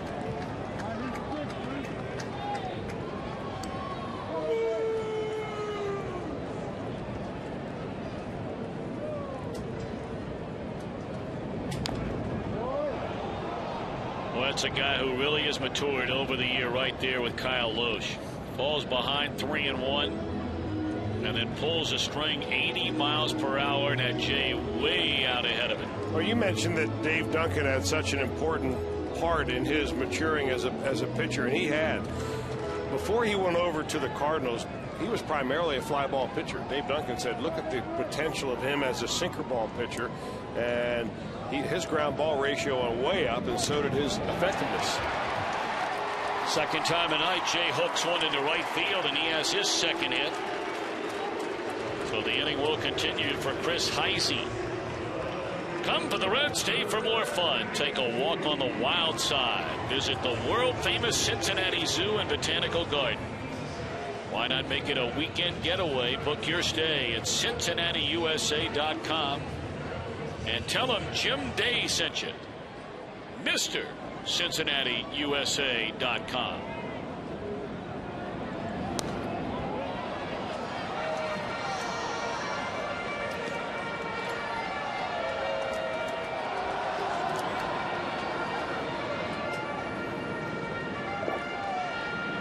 Heisey has rolled out to third and popped up to center.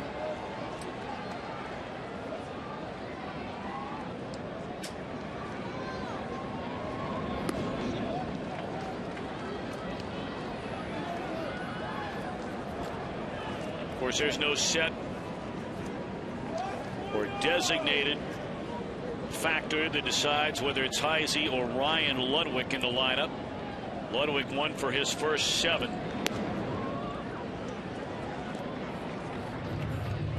And Heisey 2 for his first 10.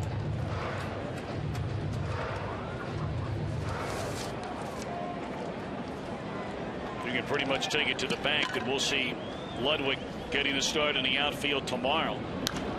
And there's a pop-up down the right field line. Long run for everybody, but Descalso will get there, and that'll retire the side. Reds get a run, but still trail as we move to the 7th, 3-1.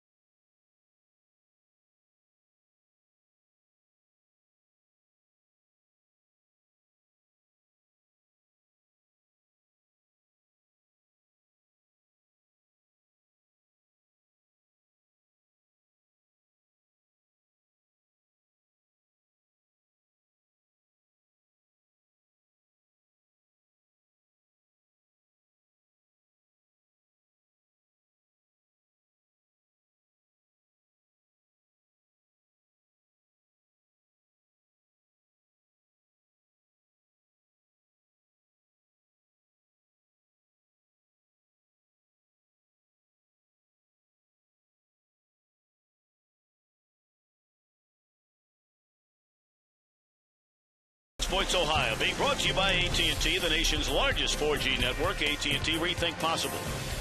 By Cincinnati Children's, in the top 10 for all selected pediatric specialties in U.S. News and World Report best children's hospitals. And by the dependable, long-lasting Chevy Silverado and your tri-state Chevy dealers.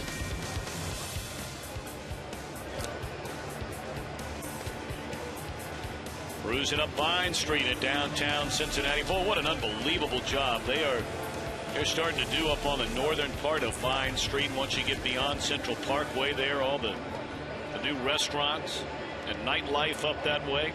Of course, good luck trying to get in there on a Friday or Saturday night.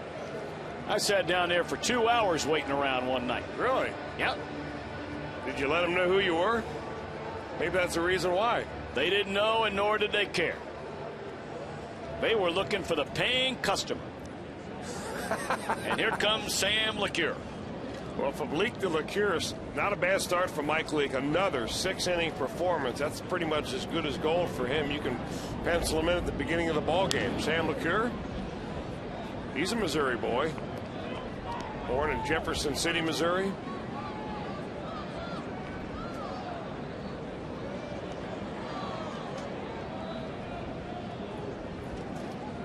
Leake 6 innings, 7 hits, those 3 runs. He fanned 4, walked 1, and hit a batter. And his only walk and the only batter he hit was in the first inning. So the Cardinals leading 3-1 as they bat Green, Loesch due up. Although the Cardinals have a pinch hitter.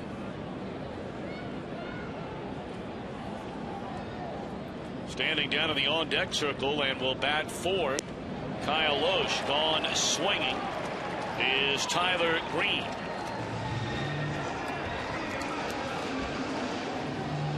Well, don't forget Saturday NASCAR on Fox heads down to the great state of Texas under the lights in prime time. Coverage of Sprint Cup Series racing presented by Farmers. Live from the Texas Motor Speedway Saturday, 7 p.m. Eastern.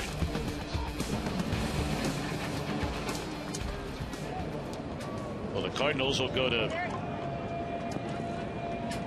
Eric Komatsu to bat for Loesch, who has his second outstanding outing of this very, very young 2012 year. On opening night down in Miami, he carried a no-hitter through 7 1/3 innings. Didn't have that tonight, but through 6, he allows just 4 hits and 1 run.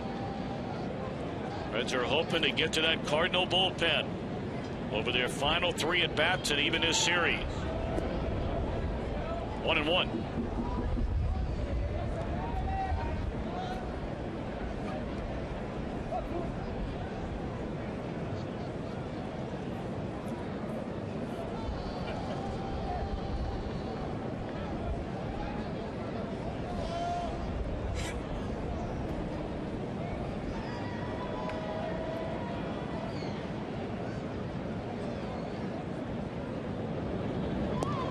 Good breaking ball on the outside corner, a called strike. 1-2.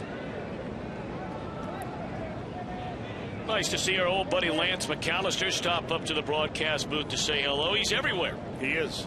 And you were on his show yesterday. I was indeed. Are you going to become a regular on his show? I doubt it. I would have to. Well, I would think not. Displace somebody like you. That'll never happen.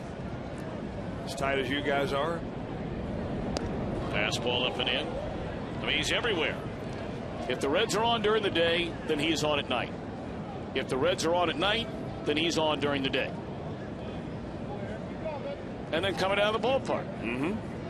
He's like Jim Day. He's everywhere. Tell you one thing about Lance. He does his homework. No doubt about it.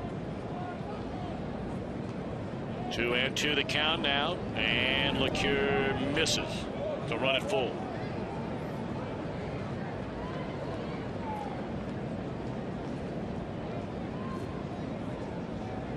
You ought to figure out a way to bring your baseball tech talk to the radio side.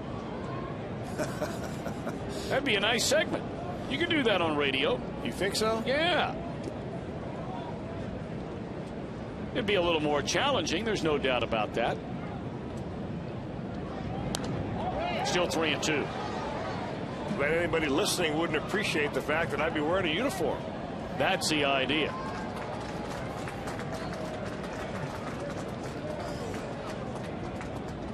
When are we going to get you down to fantasy camp and have you put a uniform on? I want to do it. I really want to do it. Lance has been down there. I'd like to get down there. Re-ante the count. And LeCure delivers, and it just missed. So a 1-out ball to the pinch hitter. So we go back to the top of the order, and John Jay. Right after the Reds game, stick around because Fox Sports Ohio will break it all down. Chris Welsh will do the same. Reds Live brought to you by Kings Honda and the Kings Auto Mall. Visit KingsHondaUSA.com. 1 on, 1 out. Cardinals in front, 3-1. We're in the top of the 7th inning.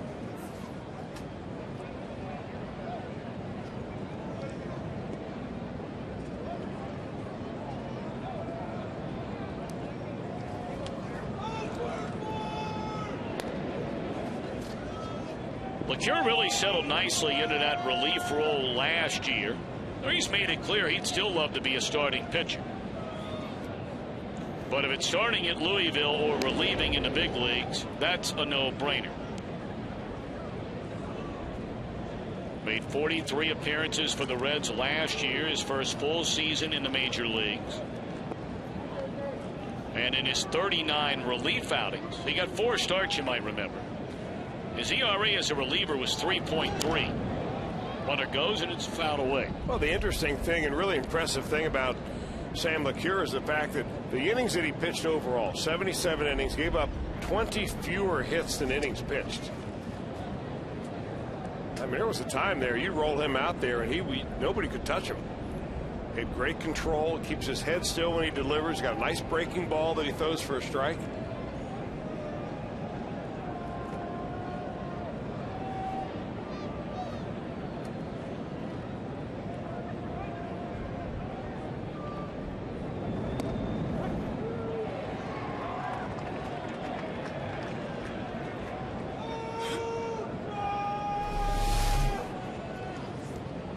That comeback fastball.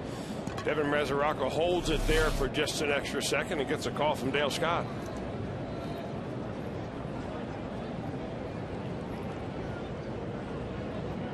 Oh, and to the count now on John Jay. And that's strike 3.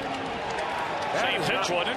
Yeah, that's the same pitch. It was a little lower in the strike zone. That's not an easy pitch to learn or teach. You have to have really good direction as a pitcher. If you throw across your body at all, you'll never be able to get that ball to back up like that. And that's one reason why left-handers last year hit about $180 off of Sam LeCure. You just give up on that pitch and it comes right back over the plate.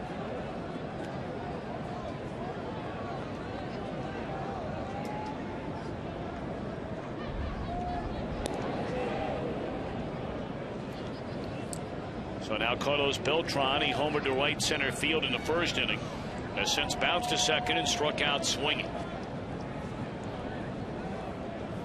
Reds have a ladder third in the batting order due up in the last of the inning. Stubbs, Mesoraco, and then a pinch hitter for LeCure.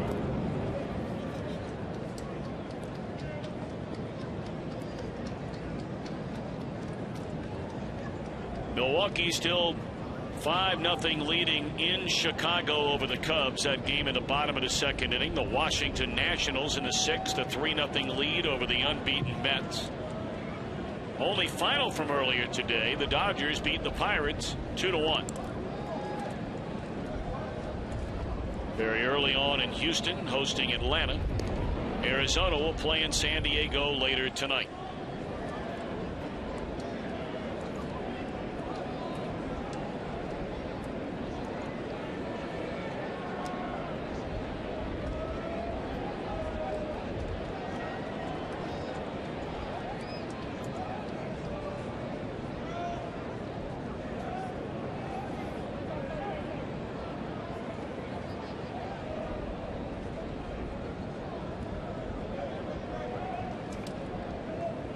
One final earlier today in the American League. We told you Detroit remains unbeaten, handing the Rays their first loss, 5-2 the final there.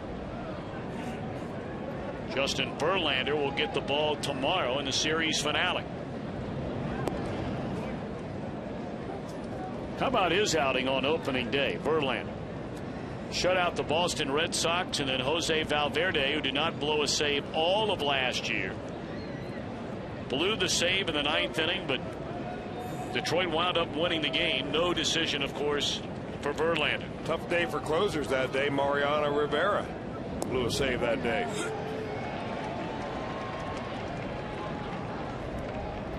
Yankees trailing again tonight in Baltimore. That game in the 6th inning, 4-1. Red Sox losing again in Toronto, 3-1 in the 6th.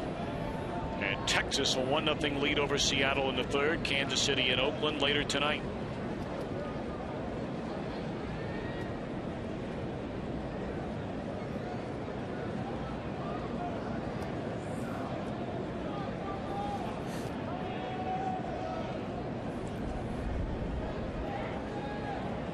Two and one to Beltran. Runner at first, 2 are out. Boy, LeCure paying a lot of attention to that runner over at first base. Well, he's got a little bit above average speed, Komatsu does.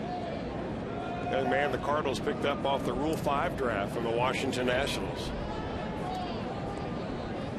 And with a 3-1 lead, you think that Mike Matheny just may want to press the running game a little bit. Want to keep him close. This is one of those rare times that Joey Votto is holding the runner on in the old-fashioned way. Normally with a left-handed hitter up there, he'll be a couple of steps off the bag. He'll be over in this area holding the runner on instead of on the bag. But I think they're so worried about Komatsu stealing the base, they want to keep him as close as possible. 2-2 the count on Beltran. And a breaking ball smothered beautifully by Mesoraco, preventing the runner from advancing. So he'll start now. Votto going to make sure LeCure is aware that he's going to back up behind him over at first.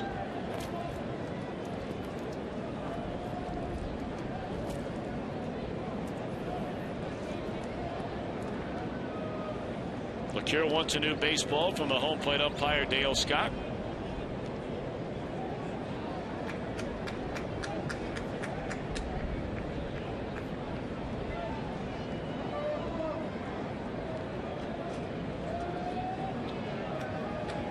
And now Votto going to back up. The runner starts on a 3-2 pitch.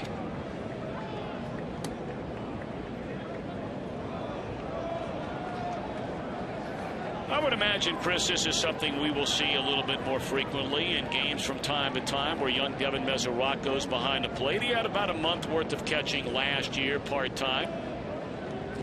I would imagine also that he's been coached to say, if you've got any questions, you call timeout and you run out there and talk to the pitcher. Learning on the job does not mean making a mistake with a runner on base in a tight ball game. 3-2 to Beltran.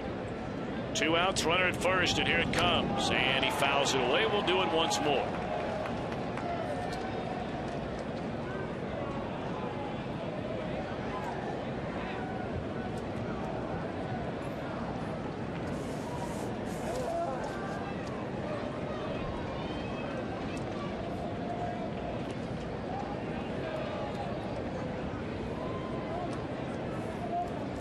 You're really taking the air out of the ball, to borrow a basketball phrase here.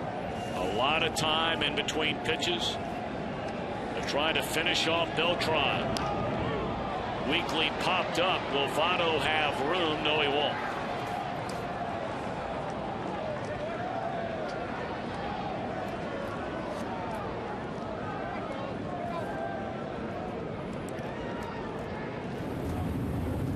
Mitchell Boggs, who's been up and down with the Cardinals over the last 5 seasons, is getting loose in the bullpen. They've used Boggs in virtually every role conceivable for a pitcher. But they're hoping that he has finally settled in and found a home in that bullpen. 3-2 again to Beltran. Jam shot pop up, and it'll fall. So a 4-3-2 pitch is coming up.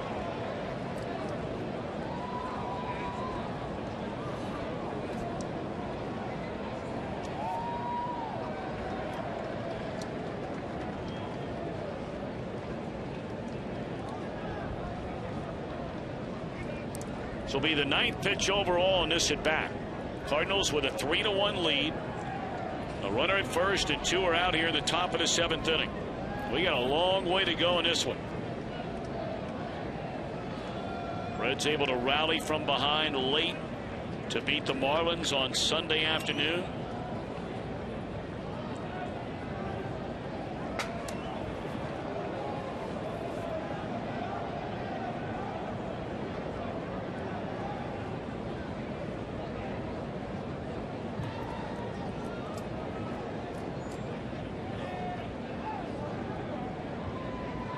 Now the cure ready, and once more the 3-2 pitch. Walking. Oh.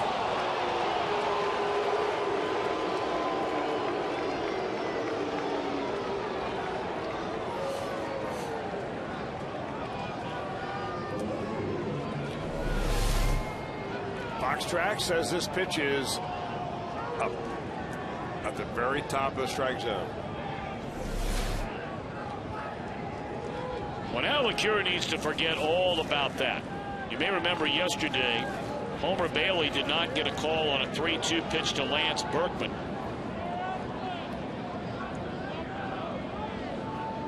And then allowed a couple of home runs in the inning. Well, they're 2 on with 2 out. And here's Matt Holliday. It's in there, a strike.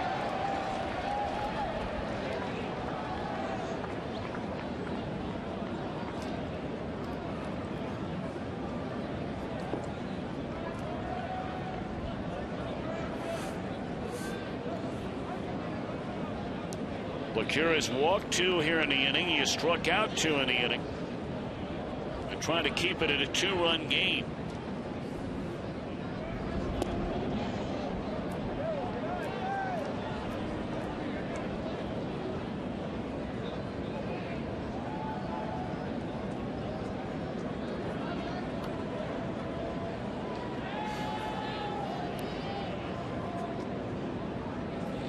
Holliday, a single to center, grounded to short, and found out to Joey Votto his last time up.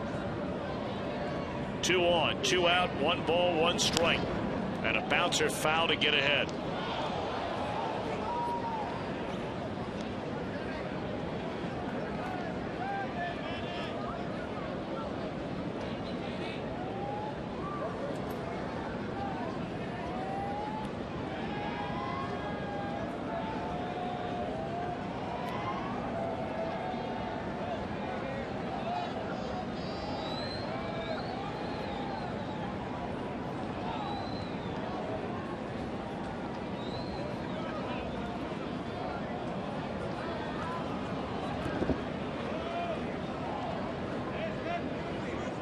So Devin Mesoraco is going to go out there now with a runner on second base. He wants to make sure that the sequence of signs that he gives LeCure, that they understand what's going on.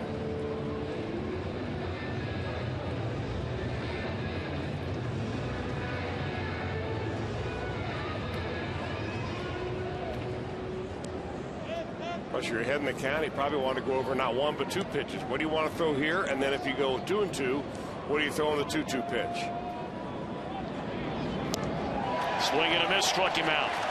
So LeCure fans aside in the Cardinals 7th. He also walks a pair.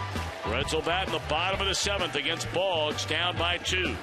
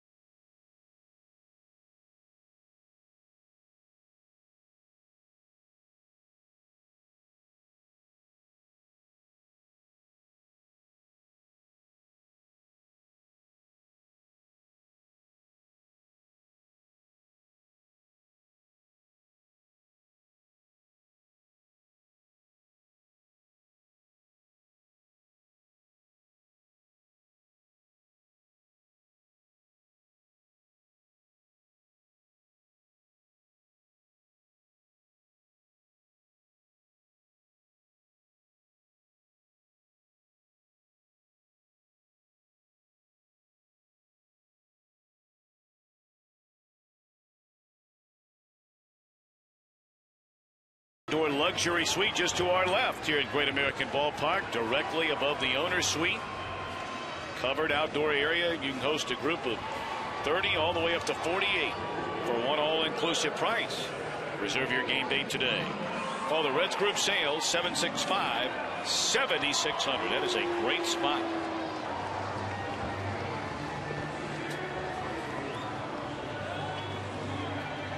Folks stretching out a little bit on a chilly spring night. And the Reds come to bat here in the last of the 7th inning, trailing the Cardinals 3-1. Kyle Lohse is out. And we've seen this guy through the years a lot, Mitchell Ball. In fact, he made his first ever Major League start against the Reds. Got a win in that ball game. The Reds, however, hope to get to the Cardinal bullpen more than they got through the Cardinal starter, Kyle Lohse, tonight. Lohse was on his game for the 2nd time in a row. Did not allow a run here, and allowed only 1 run here, and did not allow any earned runs in his first start.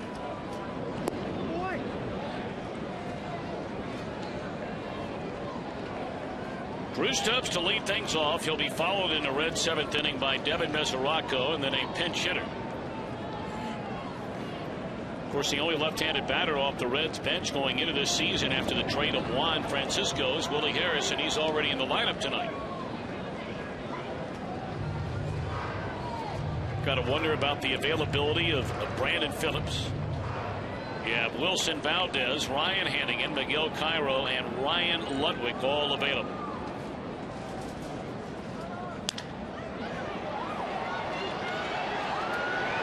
One out. Stubbs 0 for 3, a pair of ground balls to third and a strikeout.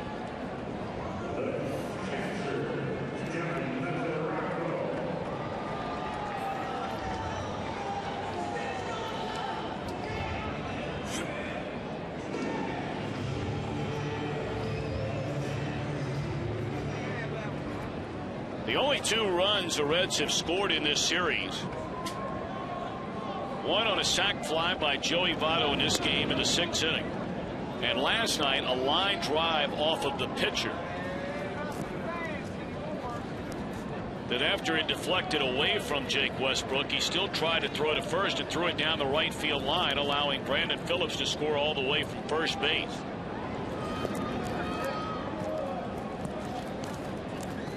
I think what you're seeing, Tom, is a trend that you'll see throughout the season. I'm not talking about the Reds' inability to get the bat on the ball or score runs. I mean runs overall. They were down last year. They were down the year before. They will continue to be low-scoring ball games. And last year, the Reds did not have a good record on a 2-run game. There's a drive into left center field, and it will die in front of the wall. Boy, on a summer night, that baby's long gone, but not tonight. Funny, because the wind appears to be blowing out much in the way it blew out last night, but that ball just didn't carry. Devin Mesoraco is mighty strong. There's no question about that. In fact, he hit the longest home run of anybody down in Louisville last year. He's got under that one a little bit. So now the one-time Cardinal, Ryan Ludwig, who has not started in either of the first 2 games of this series. One for his first 7 as a Red. And there's strike 1.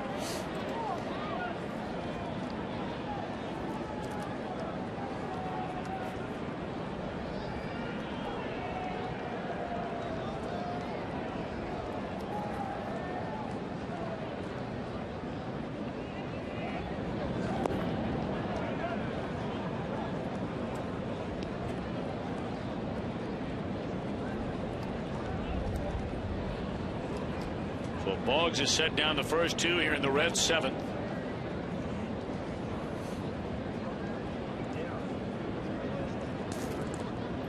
And a count of 1-1 on Ludwig. Willie Harris waits on deck. Chase that one down and away from him. And now Ludwig can hold it 1-2.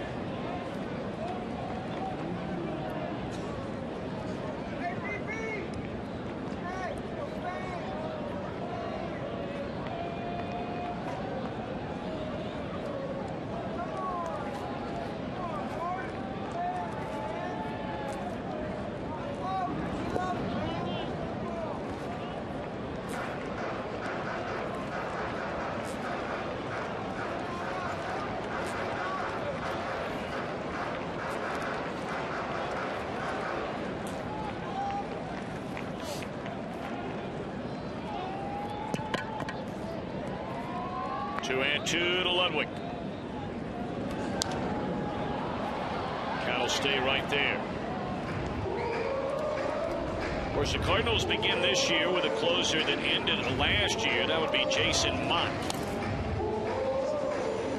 Showed you yesterday they had 8 different pitchers pick up saves last year. They led the league in blown saves last year. And now the 2-2. Again, fouled out of play. We brought up last night, if you weren't with us, it was a bullpen in complete disarray through the better half of 4.5 months of the year. It really kept the Cardinals from being a legitimate contending team because they had the highest scoring team in the league last year. But they gave away so many games late, but all of a sudden that bullpen got it together. And that will end the inning a 1-2-3-7 for Mitchell Boggs. Cardinals bat in the 8th, leading 3-1.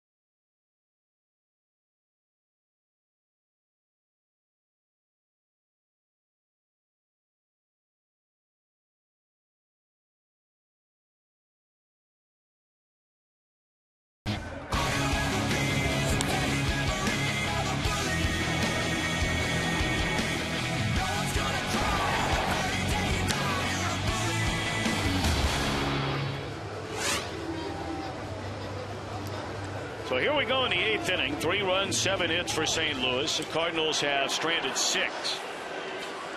Reds 1 run, 4 hits, and they've left 5. And now taking over on the mound, young right-hander who's been so impressive his first season and a half, nearly 2 full years with the Reds, Logan Andrusek. Well, you keep him fresh, and he will really be able to give you some pretty good baseball. 3rd game for Logan already. He's not giving up much. Just a hit, no runs. Big guy kind of ran out of gas a little bit last year, but man, oh man, when he was on his game, he works the downward plane about as well as anybody around. Holds that baseball every time he takes a sign in that split finger grip. That's his bread and butter pitch. Well, he'll be going right through the teeth of this Cardinal batting order. And the first pitch is whacked into right field, a base hit by Berkman. Join NBA columnist Sam Amico during your lunch break for a live web chat about everything going on in the NBA tomorrow at noon on FoxSportsOhio.com. Tomorrow at noon.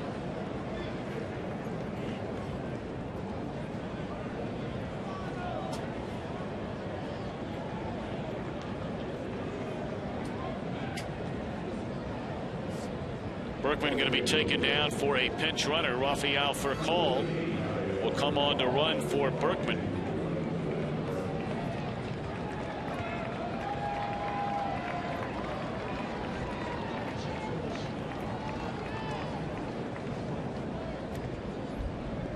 You wonder if maybe they'll just try to put the running game on right here and test the arm of Devin Mesoraco. We've seen him throw the ball very well in the spring. I tell you, he better get down to business, because this guy right here is the hottest guy on the planet. Freeze 1 of 2 in the game, has walked, was robbed of a hit on a spectacular play by Rowland, and he has another hit after homering his last time up. We brought it up last year. His last 110 at bats now, going back to the end of last season, the postseason, and begin this year. His last 110 at bats, he is batting .460.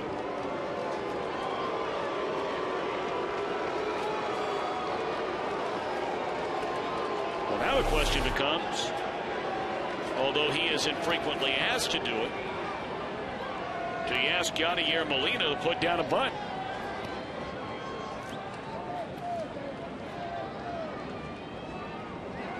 Molina had 5 sacrifices a year ago, 2 the year before that.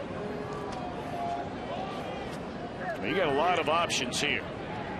This will begin to tell you what kind of a manager Mike Matheny is going to be. Play the small ball game, sacrifice them, get them over, or just let his guys sit back and wail. Of course, the way they've been hitting the ball so far this young season, he's been letting them wail, and it's been a pretty good strategy. Well, tonight the Cardinals' 6th game of the year. They have scored 34 runs into 6 games.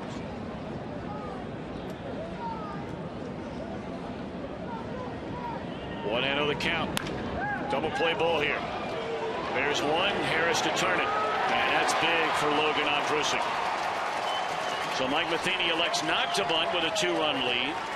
And the Reds cash in on the double play.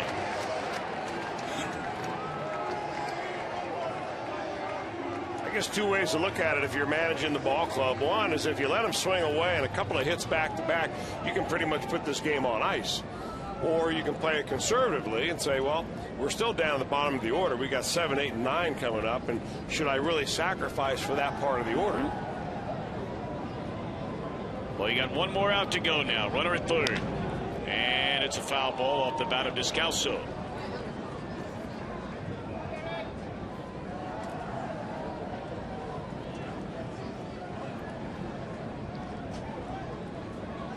Leake went the front 6, allowed 7 hits and 3 runs.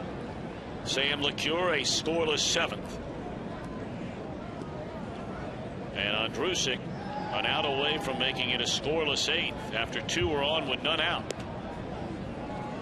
Looks like he's having a hard time with that pitch so far in this inning. You know, I think that what the Cardinal pitchers were complaining about last night was the dry air and the inability to really feel the baseball. Very important for a guy that throws a splitter to feel that ball coming through his fingers. No problem with that fastball, though.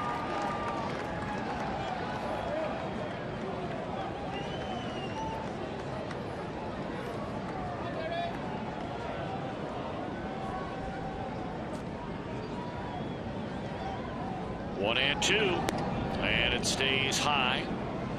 Count even on Daniel Descalso, who is singled, struck out, and grounded out.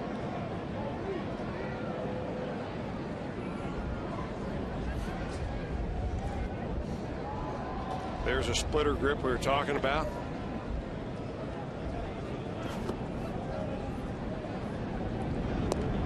Strike 3 called on the inside corner to end the inning. Couple of hits, a man left. Top of the order coming up.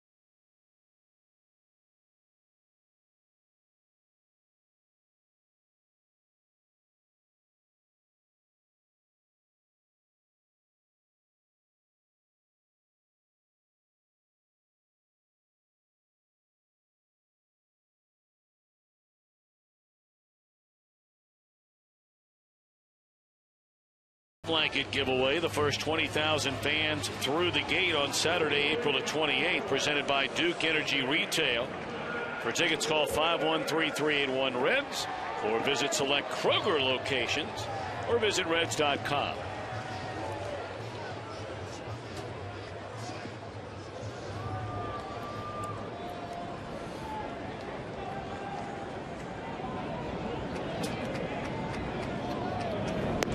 Mitchell Boggs on for his second inning of relief following Kyle Loesch.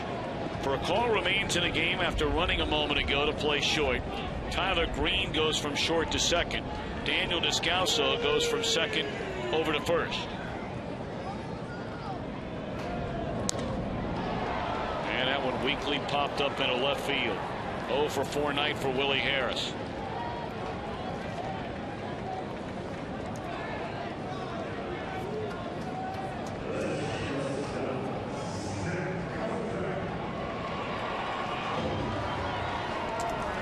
Boggs making it look easy. As did his predecessor, Kyle Loesch.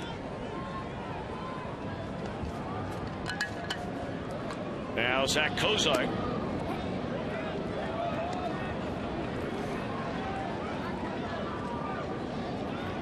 Cozart making his 14th major league start tonight. And he has a hit in all but 2 of those major league starts.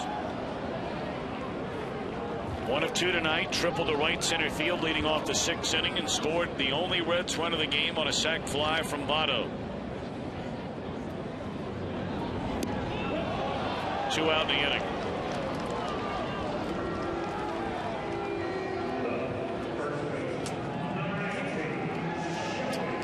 Again, a reminder, 12:35 the first pitch tomorrow. No television tomorrow. Jaime Garcia, left-hander, and a good one for the Cardinals against the Reds opening day starter and winner. It's a great pitching matchup. First businessman special of the year.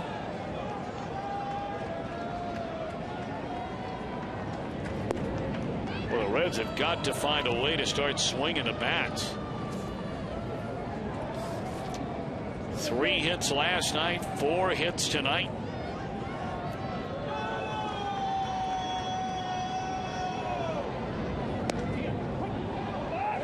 Now you look at this Cardinal club, and you got to remember, their only loss of the year, they got shut out.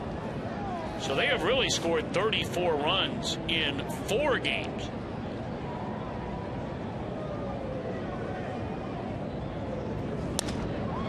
There's a broken bat roller, and boy, 1, 2, 3 quickly go the Reds in the 8th. We head for the 9th. Cardinals in front, 3-1.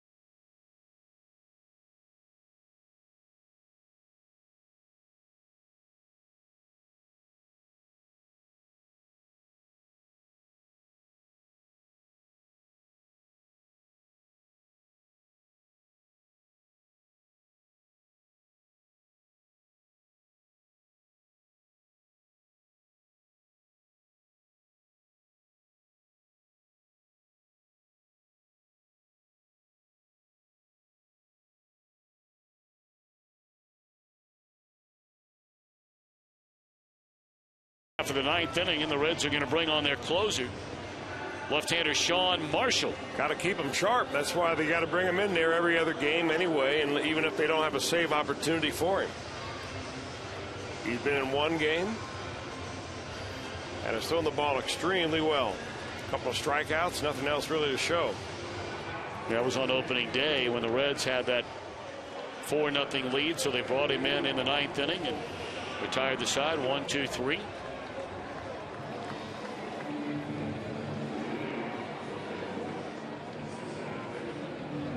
Reds in the bottom of the 9th inning will have Roland, Bruce, Heisey, and they're hoping for a lot more than that.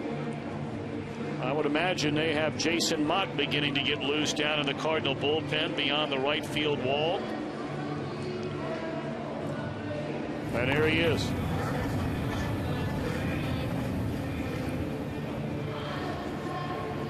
Tyler Green to lead things off. He'll be followed by the pitcher spot. And then back to the top of the order in John Jay.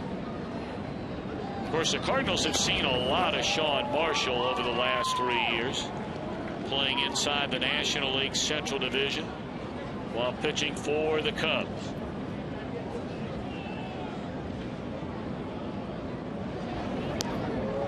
Big breaking ball snaps in there for strike 2.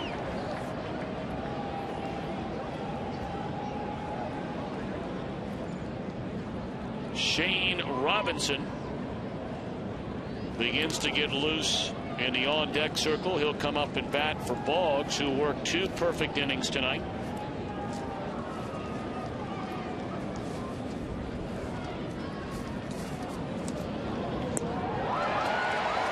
That's good morning, good afternoon, and good night.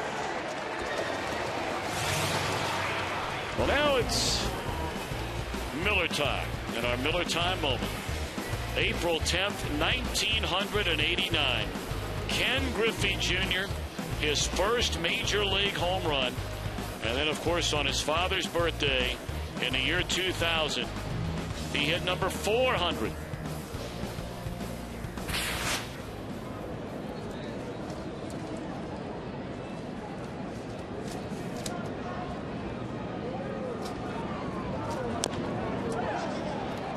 Well, Tapper back to the mound, and Marshall will throw out Robinson. And just like that, 2 men are out.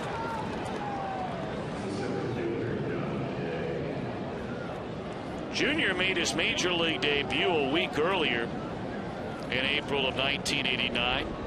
Of course, Ken Griffey Sr. and Jr. became the first father-son duo to appear on an active major league roster at the same time.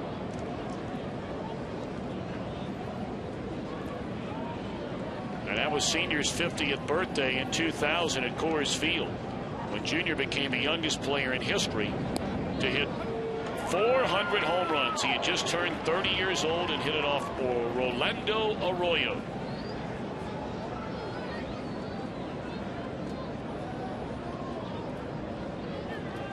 Understand what Ken's son Trey,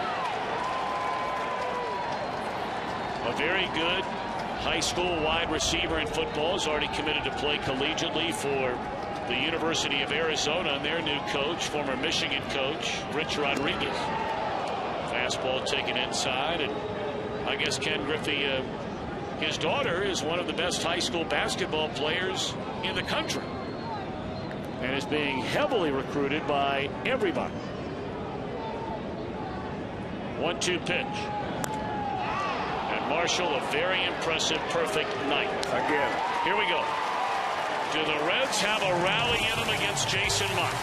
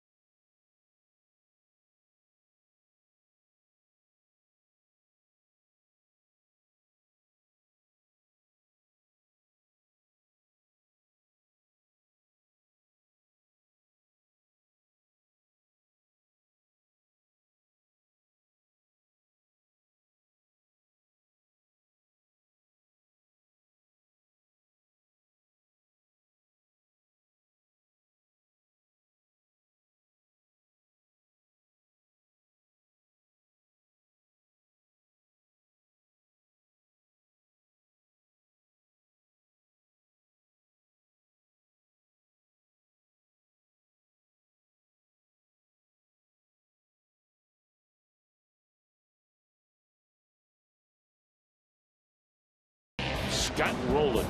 Doesn't get much better than this.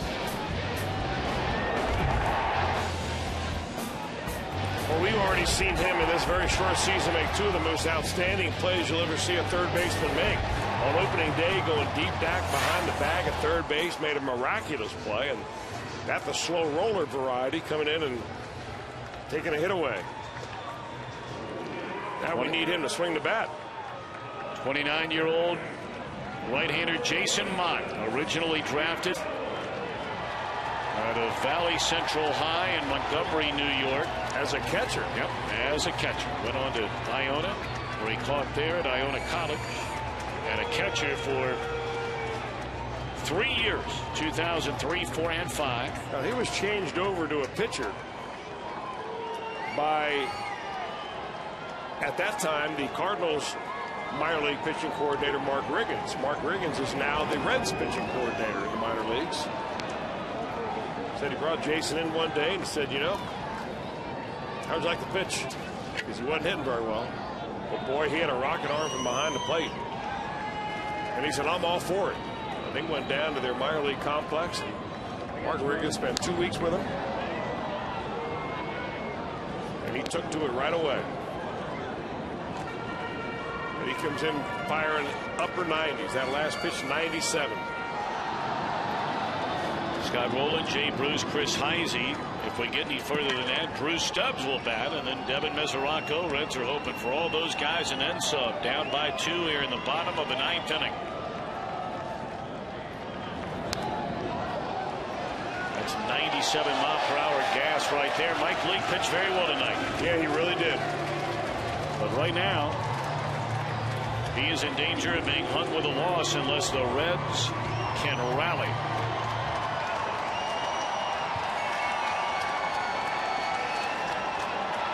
Loesch, the pitcher of record for St. Louis. 1-2 to Rowland. It was fly to center, line to short, and grounded to short.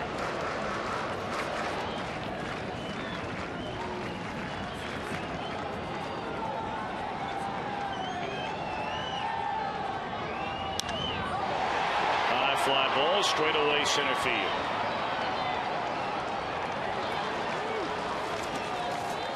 Well, we have the day game tomorrow, and then the Reds are off on their first road trip. It begins with 4 in D.C. We'll have every game for you on Fox Sports Ohio. Latos against Gonzalez in the opener. That's a good one. That's a Nationals home opener, by the way. Arroyo against Zimmerman in Game 2. Bailey and Edwin Jackson in Game 3. And Lincoln Detweiler in the series finale. I tell you, that's a pretty impressive lineup of young pitchers. Veteran presence of Jackson sprinkled in, and of course their last starter in that rotation, the Reds will miss all the way back from Tommy John surgery, Steven Strasburg.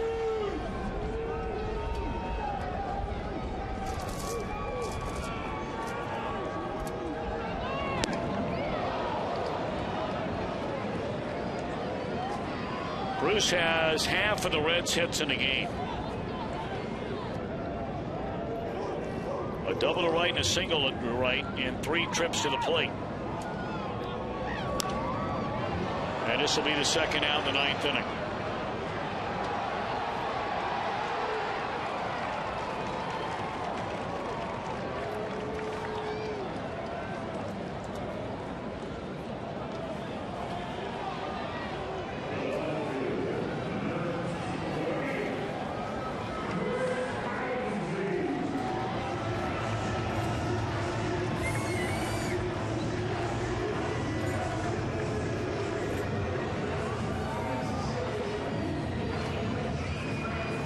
Reds are down to their final out. Heisey is bounced to third, fly to center, and popped up to the second baseman.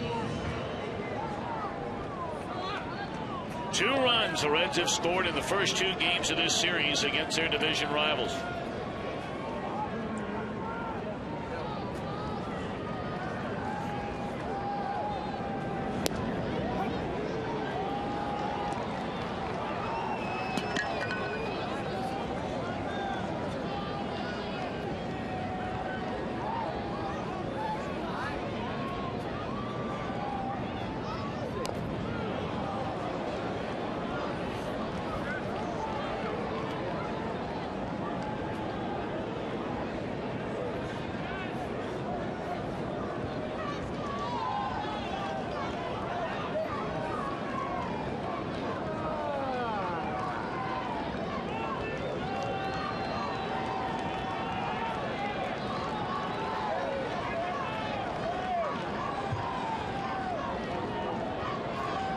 1-2 on Heisey. And that'll do it. Yadier Molina to throw down to Descalso, and the Reds 3 hits last night at 4 tonight. And they have lost the first 2 games in this 3-game series to the Cardinals. 3-1 our final score. Loesch the winner, Leak the loser, Buck the save. We're back in a moment.